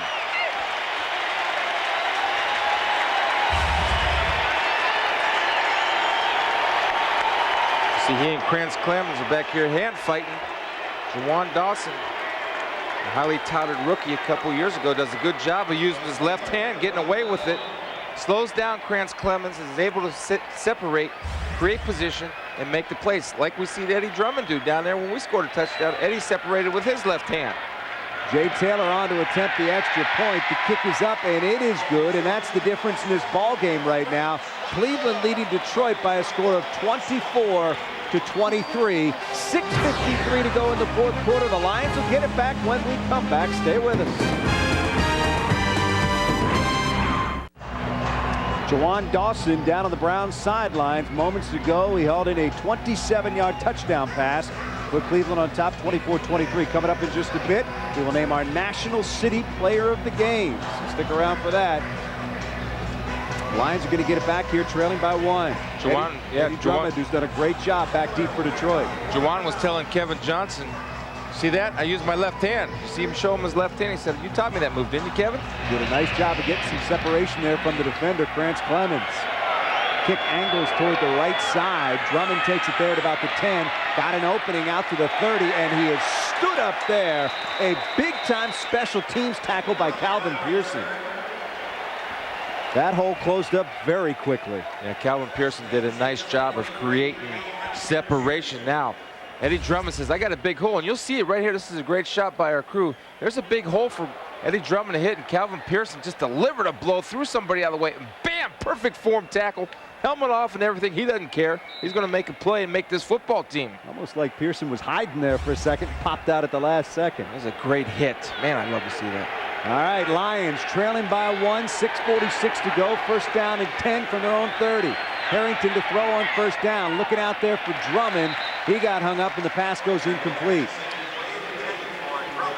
Eddie's got to get a little breather. Joey's looking at Eddie Drummond quite a bit now. Now's the time to maybe check out a couple of your other receivers, Joey, because Eddie's not running his routes as crisp until he catches his breath. Now, he's in shape, and he'll come back, and he'll be ready, but look for your other options right now. They're saying back there in the Cleveland Brown defensive huddle, hey, he's throwing a Drummond all day.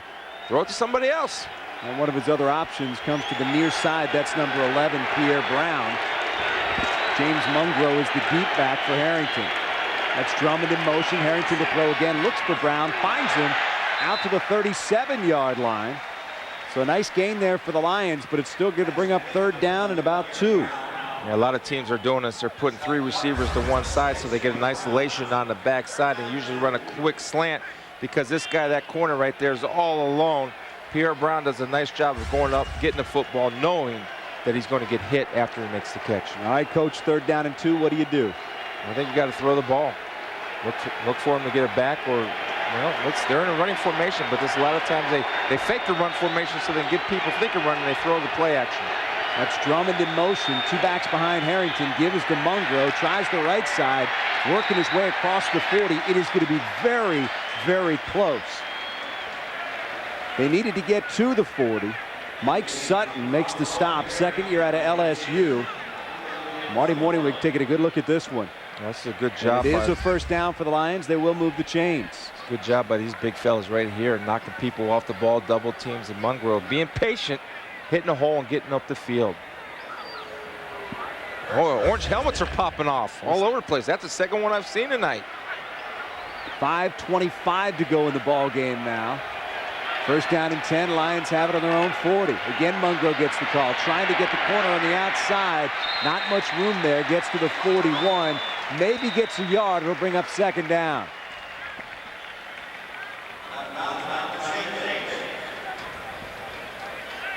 Mungro's shown me something tonight. He's got a little bit of burst to the outside. Again, being patient, making a one cut and gone. Right there, using the stiff arm. Getting upfield. Keep getting yardage. That's it. Understand, get out of bounds. We're down. Stop the clock. James Mungro, rookie out of Syracuse, still in the game. Receivers, Brown to the near side, McKenzie to the far. Harrington to pass. Gets hit, gets it away, intended for Wayridge and incomplete. Looking for Wayridge around midfield, but I'm going to tell you, Harrington got leveled back there. You know what? That's good for him because it's a learning experience. He needs to take some pops. Looked like it might have knocked some of his eye black off. It did, and it forces him to throw high because he can't follow through because of the pressure. Now, what he does after the play is he pats the defensive lineman on the helmet. Don't pat those guys on the helmet. Kick him in the rear end and get him back on his side of the ball. Don't pat him. Third down and 8 now from the 42. 3 receivers in the game for the Lions. Harrington's got to make something happen here. Straight drop, looking to buy time, does, throws it out through Brown's hands and incomplete. Pierre Brown should have caught that football and it would have been a first down for the Lions. That was a nice delivery under pressure by Joey Harrington. You know, and the thing that nobody talks about is Joey's ability to buy time. Right there, he does buy time, makes an off-balance throw right to where he needs to deliver the ball. Hits Pierre Brown in the hands. You got to make that play if you want to win football games. Pierre knows it, but you got to make a play when you have an opportunity to make a play to win the football game and to make the team. I was going to say, you got to make those plays to do 2 things, win the game and make the team. Well said. 4th and 8 now with 4:46 to go. John Jett in to punt it away for Detroit. Autry Denson calls for a fair catch and makes it down around the 15. So the Lions will look to their defense now to get them the ball back, trailing by 1. The time winding down here in Cleveland. That a 43-yard effort by John Jett. And we're going to take a break and come right back. When we do, it'll be the Lions defense on the field as Marty Morningwig talks with Lamar Campbell. Back with more after this. Now I'm told we're staying, so we will stay. The one thing you got to look at if you're Marty Morningwig is your timeout situation and when to use them on the defensive side of the ball. And Cleveland's going to come out here and try to ball control. We got 2 tight ends, 2 backs in. Carl Fair is checked in at running back now for Cleveland. He gets his first carry of the evening across the 15 to the 17, picks up a couple. Lamar Campbell made the tackle for Detroit. Bring up a 2nd down and 8 now from the 17. Again, Cleveland's going to take their time. They're in no hurry. They want to eat up the clock. If you're Detroit Lion defense, you want to, after you make the play, you look to the coaches, the sidelines, to see if it's time to stop that clock yet. Cleveland will take their time.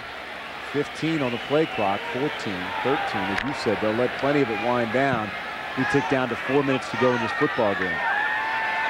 2nd down and 8. 1 receiver to the left side. It's Frisman Jackson. Again, this time it's Denson getting the call. Denson across the 20 to the 21-yard line. It'll bring up 3rd down and 4. And Robert Chapman did a great job because that could have been a big run. Robert Chapman reaches around while he's getting blocked and tackles Audrey Denson with 1 arm. And the Lions are going to take a timeout here to stop the clock and discuss their defense for just a moment. I want to remind Lions fans there are a limited amount of single-game tickets available for the Lions Ford Field home opener versus the Pittsburgh Steelers on Saturday, August 24th. Tickets are also available for the Lions Thursday, August 29th game against the Buffalo Bills. Call Ticketmaster now at 248-645-6666 or log on to the internet at www.detroitlions.com/tickets or www.ticketmaster.com. It's a big 3rd down stop here for Detroit. They save a timeout. It's a good call. I like using the timeout now. You don't put too much pressure. And you know, the one thing on offense you can do is you can control when you stop the clock. Defense, obviously, you can't. I like the call by Marty to give a timeout to make sure you get the defense in you want to make on a 3rd down stop. 3rd down and 4 from the 21. 3:46 to go as the clock starts. Throws it out there to Jackson. It's complete. And it looks like Jackson has enough for the first down. He doubled back, but I think his forward progress will get him to the point Cleveland needed to be to move the chains, and indeed it did. Chris Cash does make the stop for Detroit, but not before Cleveland gets a very big first down. You know, that's a play where you got to make a tackle. And right there, I don't know if he got across that line of scrimmage because Lamar Campbell came up and gave him a nice hit to drive him back, but they got the benefit of the doubt on the mark. 3:13 now to play, ticking down toward the 3-minute mark, and the Lions very much need a stop. Autry Denson is the deep back for Cleveland. Kurt Schottenheimer discussing with one of the officials over there. Now Marty Morningwig has called him over. Marty threw the red flag. I wonder if there's a question about whether or not he made enough progress to get the first down. I think that's a good call. Well, they're challenging the spot, so the Lions risking a timeout here if they get it wrong, but if they get it right, there's a good chance they're going to get the football back. And you brought this up from the replay. You questioned whether or not he actually got to the spot.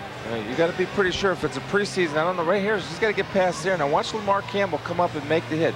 Let's see where his progress. See, he's not across that line. That is a good tackle. And this guy, the referee's going to come in and mark him across that line, where he's not across the line. The ball is spotted just across the 25 currently. And it was questionable from that replay whether or not he got there. And that's what Marty Morningwig is talking, because they just barely got enough for the first down. Look, Lamar says, what are you doing? I tackled him before he got to that line. He's trying to work the official. The Lions need the football back, trailing by 1 with 3:06 to go in this game. Yeah, if they lose this now, they lose their final timeout also. He's in there. He doesn't want anybody to peek over his shoulder. Look at that. Come on, man. Take another look here from a different angle. See if he gets to the 25. This is a great hit by Lamar. See, I don't think he's there. Well, it's where the ball advances to it. It did not. The ball was in his backhand. It did not look like he necessarily got to the line. See, the longer he looks, the more question, the better chance the Lions have of winning it. Right there's the ball. It's close, and it might be inconclusive, but that's a great hit by Lamar Campbell. And I think that's the problem that you run into in a lot of these, is it does have to be conclusive for the official to go back out there and move that football back. And that's the question. From the low angle, it's inconclusive. From the high angle, to me, he's short. And if in fact they did move the spot back, it would probably be just short of a first down, because as we said, they needed to get to the 25 to get that first down. And they barely got it with the mark they have now. It's like jury deliberation, man. If you're the defense teamer, the longer you take, the better chance you got, right? He's looking at it, that's for sure. That's a good hit, Lamar. Lamar's hoping that, in fact, his work will turn out to be enough for the Lions to get the football back here. Saw Phil Luckett there, the back judge, who, quite frankly, looked kind of bored by the whole proceedings. Looks like he got a plane to catch. Kurt Schottenheimer, Marty Morningwig on the Lions sidelines. Kurt Schottenheimer's got to get his guys ready just in case they do not win this. A lot of talk here. You might be right there, Chris. I see him writing something down. I wonder what he's writing down. Hope he's not erasing a timeout. All right, so we will now find the decision from referee Bill Levy. Come on, Bill, we need one here. Right there. Could it be 4th down at about 8 inches? After reviewing the play, the runner did not reach the 25-yard line. He is short by inches. 4th down. And on 4th down, he's put 340. Well, thumbs up for Marty Morningwig there for calling that. And probably somebody upstairs who called down. 3:44 on the game clock. 3:44. Didn't I tell you we were connected to these right here? Marty's headphones? In the headset. Yeah, I said, Marty, recall Marty that. said, hey, wait a minute. Spielman said you didn't make it. So the replay call is successful, and the Lions are going to get the football back. Jay Taylor on to punt it away for Cleveland. Eddie Drummond is deep for the Lions, standing at about his own 31-yard line on 4th and inches. You know, it seems elementary, but if you're on that defensive line or the Detroit Lions, you want to make sure, get off the ball, make sure you're not lined up off sides. It's the little things that count, fundamentals. Don't jump, just secure the punt, give your offense a chance to win the football game. Look at Butch. Butch doesn't like that. I'm at home. I'm supposed to get the benefit of the doubt here, boys. I got to be honest with you. And now they're calling for a measurement to see whether or not they actually got the first down. This thing's just not going to go away, folks. And there it is. They did not get it. As they said, it is 4th and very short. Yeah, the referee there, he pointed that inches sign out there with a little more authority. See, I told you so. So both coaches playing all the cards they've got at this point. Marty wants a win. And the bottom line is Cleveland is lined up to punt. And as you said, the Lions have to be very careful here. You don't want a penalty. Be patient. Jay Taylor will punt it away. And again, Eddie Drummond, as I said, back deep for the Lions. Play clock down to 10 at this point. Cleveland doing everything it can to draw the Lions offside. So far, Detroit not budging. No flags, punts away. Line drive punt, drives Drummond all the way back to his 20, and he'll go out of bounds right there. So a nice job by Jay Taylor, who kicked a line drive 56 yards. Eddie Drummond takes it at the 20, and that's where the Lions will take over. 80 yards between them and the end zone, trailing by 1. But the key is Jason Hanson can still win this with a field goal. And we hope you'll be with us next week. Steelers taking on the Lions. The first game from Ford Field. Pre-game coverage begins at 11:30 a.m. Kickoff set for 12:30. Chris, I am looking forward to next Saturday. That's going to be a lot of fun in downtown Detroit. Well, I'm glad I'm a part of it. The only thing I told you, Dan, is about 15 years too late. That great facility. Well, I'm sure a lot of fans are going to be happy that you can be a part of it because you are a big part of Lions football. There's no doubt about that.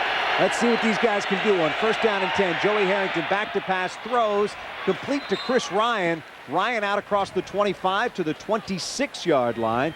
So the Lions get about 6 right there. Michael Smith makes the tackle for Cleveland. Lions now facing a 2nd down and 4. Clock is ticking with 2:55 to play.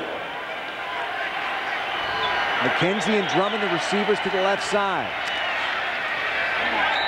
Handoff there, not getting much. Alvin McKinley making the stop. It's going to bring up 3rd down now, and Joey Harrington's going to have to figure out the play call here because the Lions need to get something going. You're certainly in 4-down territory with Detroit being down to 1 timeout. There's no panic in Joey Harrington. They're taking their time. They run the football. They got a 3rd and 1. Now they have a run-pass option. You're right, Dan. It's 4-down territory. 3rd and 1 from the 29. Mungro gets the call, finds his way, and a big hole. Mungro across the 40. How in the world did he get out of there? It looked like he was stopped at the line of scrimmage, but he kept his legs moving and got the 1st down. You know, a great point you make. Just like tackling, you got to keep your legs moving on contact.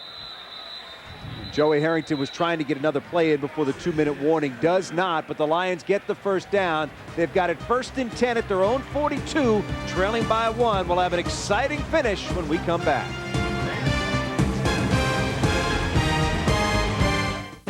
Team Sports, where the big boys play.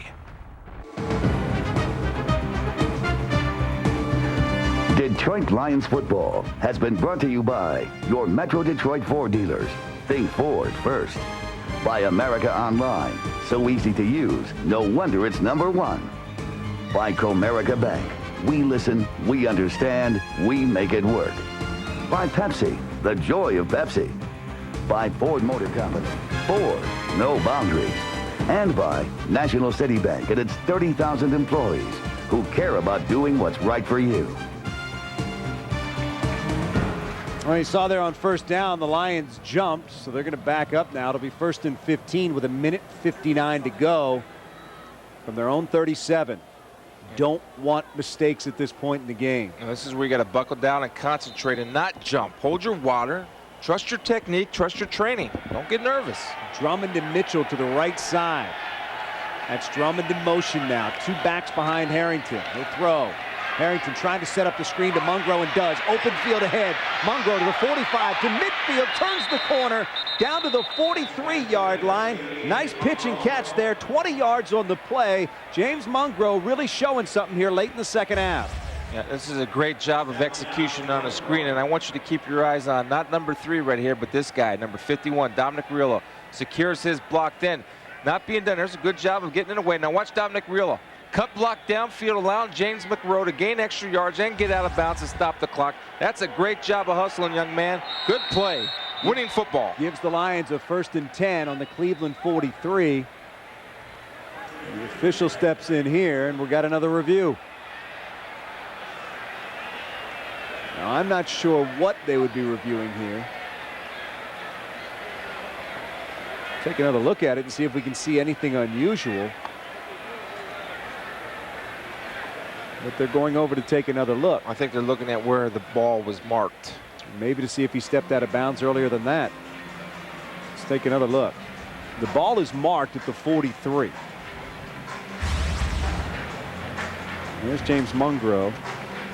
Kind of tough to see. Steps out right there. Take another look. Right there. I guess they're wondering if maybe he stepped out just past, but it really is only a difference of 4 or 5 yards, and it's still going to be a 1st down for Detroit, any way you look at it. I don't know. Keep in mind, in the last 2 minutes, the call comes from upstairs on reviews. So he'll take another look here. But in the last 2 minutes of the game, the replay official upstairs will call down to the field. And as we're waiting here, Chris, let's get ourselves a key adjustment, which might help the Lions down the stretch in the final minute 53 of this ball game.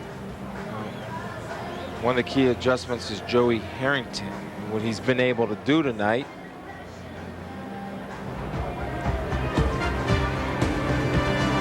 But by Health Quest, Joey Harrington's been able to throw the football downfield and make it big plays. Eddie Drummond uses his left hand, pushes off nicely, secures the catch. Compared to last week where Joey was handcuffed a little bit. The runner was properly put out at the 43-yard line. He did not step out prior to that. Play stays as is. Now keep in mind, because that came from upstairs, nobody has charged a timeout. They're just trying to make absolute certain that they got it right. It was a good call. That's where we marked him out. So the Lions will take over again. 1st and 10 at the 43 now. Now keep in mind, they can win this with a Jason Hanson field goal. They don't need to get into the end zone. Drummond and Mitchell to the near side. Harrington to throw. Looks, throws out there down the sidelines, looking for Avion Cason. It's incomplete. Coverage on the play by Calvin Spears. It'll bring up 2nd down and 10. The Lions probably need another good 10 yards to be in solid Jason Hanson range. The wind would be at his back on this kick. What little wind there is here inside of Brown Stadium at this point. Jason Hanson right there, getting into his mental zone and getting ready for what could be a game-winning kick for the Lions. 2nd down, you only need all at once. 2nd down and 10 here. Play action fake. Throws out there, looking for Mitchell. It's incomplete. Harrington threw behind him. He was a little rushed on that one. Yeah, now, see, I'm not sure, and if I would go with play action, Dan, you know you got to throw the ball because you want to stop the clock. Split backs is not your best pass blocking formation or your best play action formation because you have no lead blocker. There's nobody to fool. Joey does a good job of finding time, but he's got to deliver the football. He's got to be careful throwing across his body, overthrowing it right into coverage. Mitchell's got to sit down inside that zone a little bit, find the open spot. Lions tonight 10 out of 17 on 3rd down, 59%. That's solid. They need another one here. Harrington on 3rd and 10 throws incomplete, looking for McKenzie. That was tipped at the line. It'll bring up 4th down. And they're going to have to go for it because Jason Hanson would be looking at a 60-yard field goal. Marty Morningwig's asking him if he can make it. He says, I'll try it. 60 yards. He's got a little wind at his back. But I think they're going to put this one on Joey Harrington. Well, let your quarterback try to win it for you. The old glory there. Flying. Giving a win shot. I think it's a right decision. Give Joey a chance to make a big play. Harrington now 4th down and 10. This one comes down to this. The Lions need to convert to have a chance to win. Straight drop with time. Throws. Got it out there. Complete to Mitchell. But he did not get enough for the 1st down, I don't think. The Lions would need a very favorable spot. It's going to be close. Calvin Spears in to make the tackle. And the Lions are running up to the line like they want to run another play, but I think the officials are going to measure this. Butch Davis has run down to the flag on the far side of the field. You can see him at the top side of your screen. to let them know they don't think he made it. That white shirt right there, that's Butch. He's trying to give him a spot. You're not allowed to do that, Coach. It's a good job, Joey, recognizing the blitz, and Mitchell's got to take it to the sticks so there wouldn't be a question. Yeah, I don't think they got it. Very close. Did they get it? What's the call? Okay, then you need to replay to check the spot. Man, that was close. Can you get a replay to check the spot? Well, they got one timeout left, and Marty's saying it right there. Review. So Marty will play his last card. Call that from upstairs. And he's indeed asking for it. We'll take another look at it. And Chris, you called the spot right the first time. What do you think of this one? I think that's a good spot. I think he was short. He needed to get down inside the 38-yard line. Yeah, he's got to run to get past the sticks. You need to get it inside about the 33-yard line. And it didn't look like he ever got across it. And we will sit and wait for yet another review. Referee Bill Levy makes his way to the sidelines once again. And he's been there a couple times so far in this fourth quarter. It's tough to tell from that end zone where he actually you caught take the ball. A shot at this point. You have one timeout left. Not going to do you any good with a minute 24 to go because the clock's going to run out anyway. Field. You know, and this will be a disappointing loss for the Lions because look, there comes a point in time where just playing good or hanging in there is not good enough anymore. When you have opportunities to win football games, I don't care if it's the first team, the second team, or rookies, or free agents, or Lion cheerleaders. It doesn't matter. Who's ever on the field, we need to win a football game. A question I would have, too, is whether or not that's a mistake by Mitchell not getting to the first down mark and setting up. Absolutely. It's a rookie mistake, but, you know, it's something that's preached in high school and college that when it's fourth down, you run past the sticks. You have to run past the sticks to get a first down so you're not put in the position of being stopped short on fourth down. We'll take another look at it here. Well, this is the time of game where you're going to see mistakes made by guys who may not be around when the final rosters are set.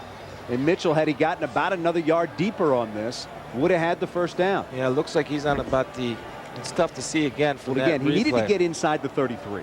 He needed to get across that. The mark was not there. The mark is outside the 33. Bill Levy taking a good look at it here. Again, and it's tough to tell from the end zone where exactly he was when he caught that football. But to me, he was short. Well, here we go. Bill Levy's going to let us know. After reviewing the play, the spot was correct. It was short of the first down. First down. And that will just about do it here in Cleveland with a minute 24 to go, and the Browns up 24-23. Marty Morningwig played his last card right there. You got nothing to lose. You got to make it a the only way to go at this point. And the Browns will just take a knee, and the clock will wind down. Josh Booty takes the snap, and down he goes.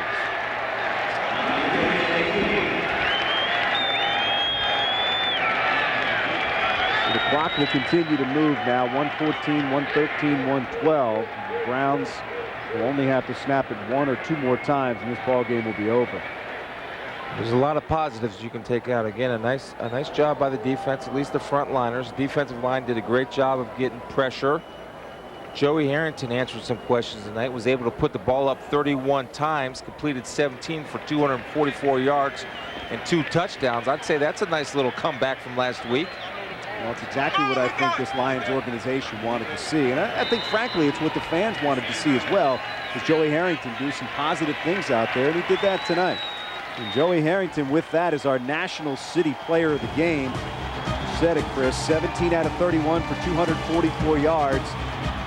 2 touchdowns for Joey Harrington. And right there, Dan. That number, 14.4 for each completion. Yeah, that'll be a big-time player for you. And, you know, I'm not saying anything, and Marty's going to make the right decision to give his team the best chance to win. But right now, you got to think that Joey has made a little move on Mike McMahon. Well, as I said in the first half, certainly the way he played tonight, sowing the seeds of a quarterback controversy. I'm sure there'll be a lot of talk about that tonight and a lot of talk this week as well. The Lions come up short here in Cleveland, falling by a score of 24-23. We'll be back with more right after this.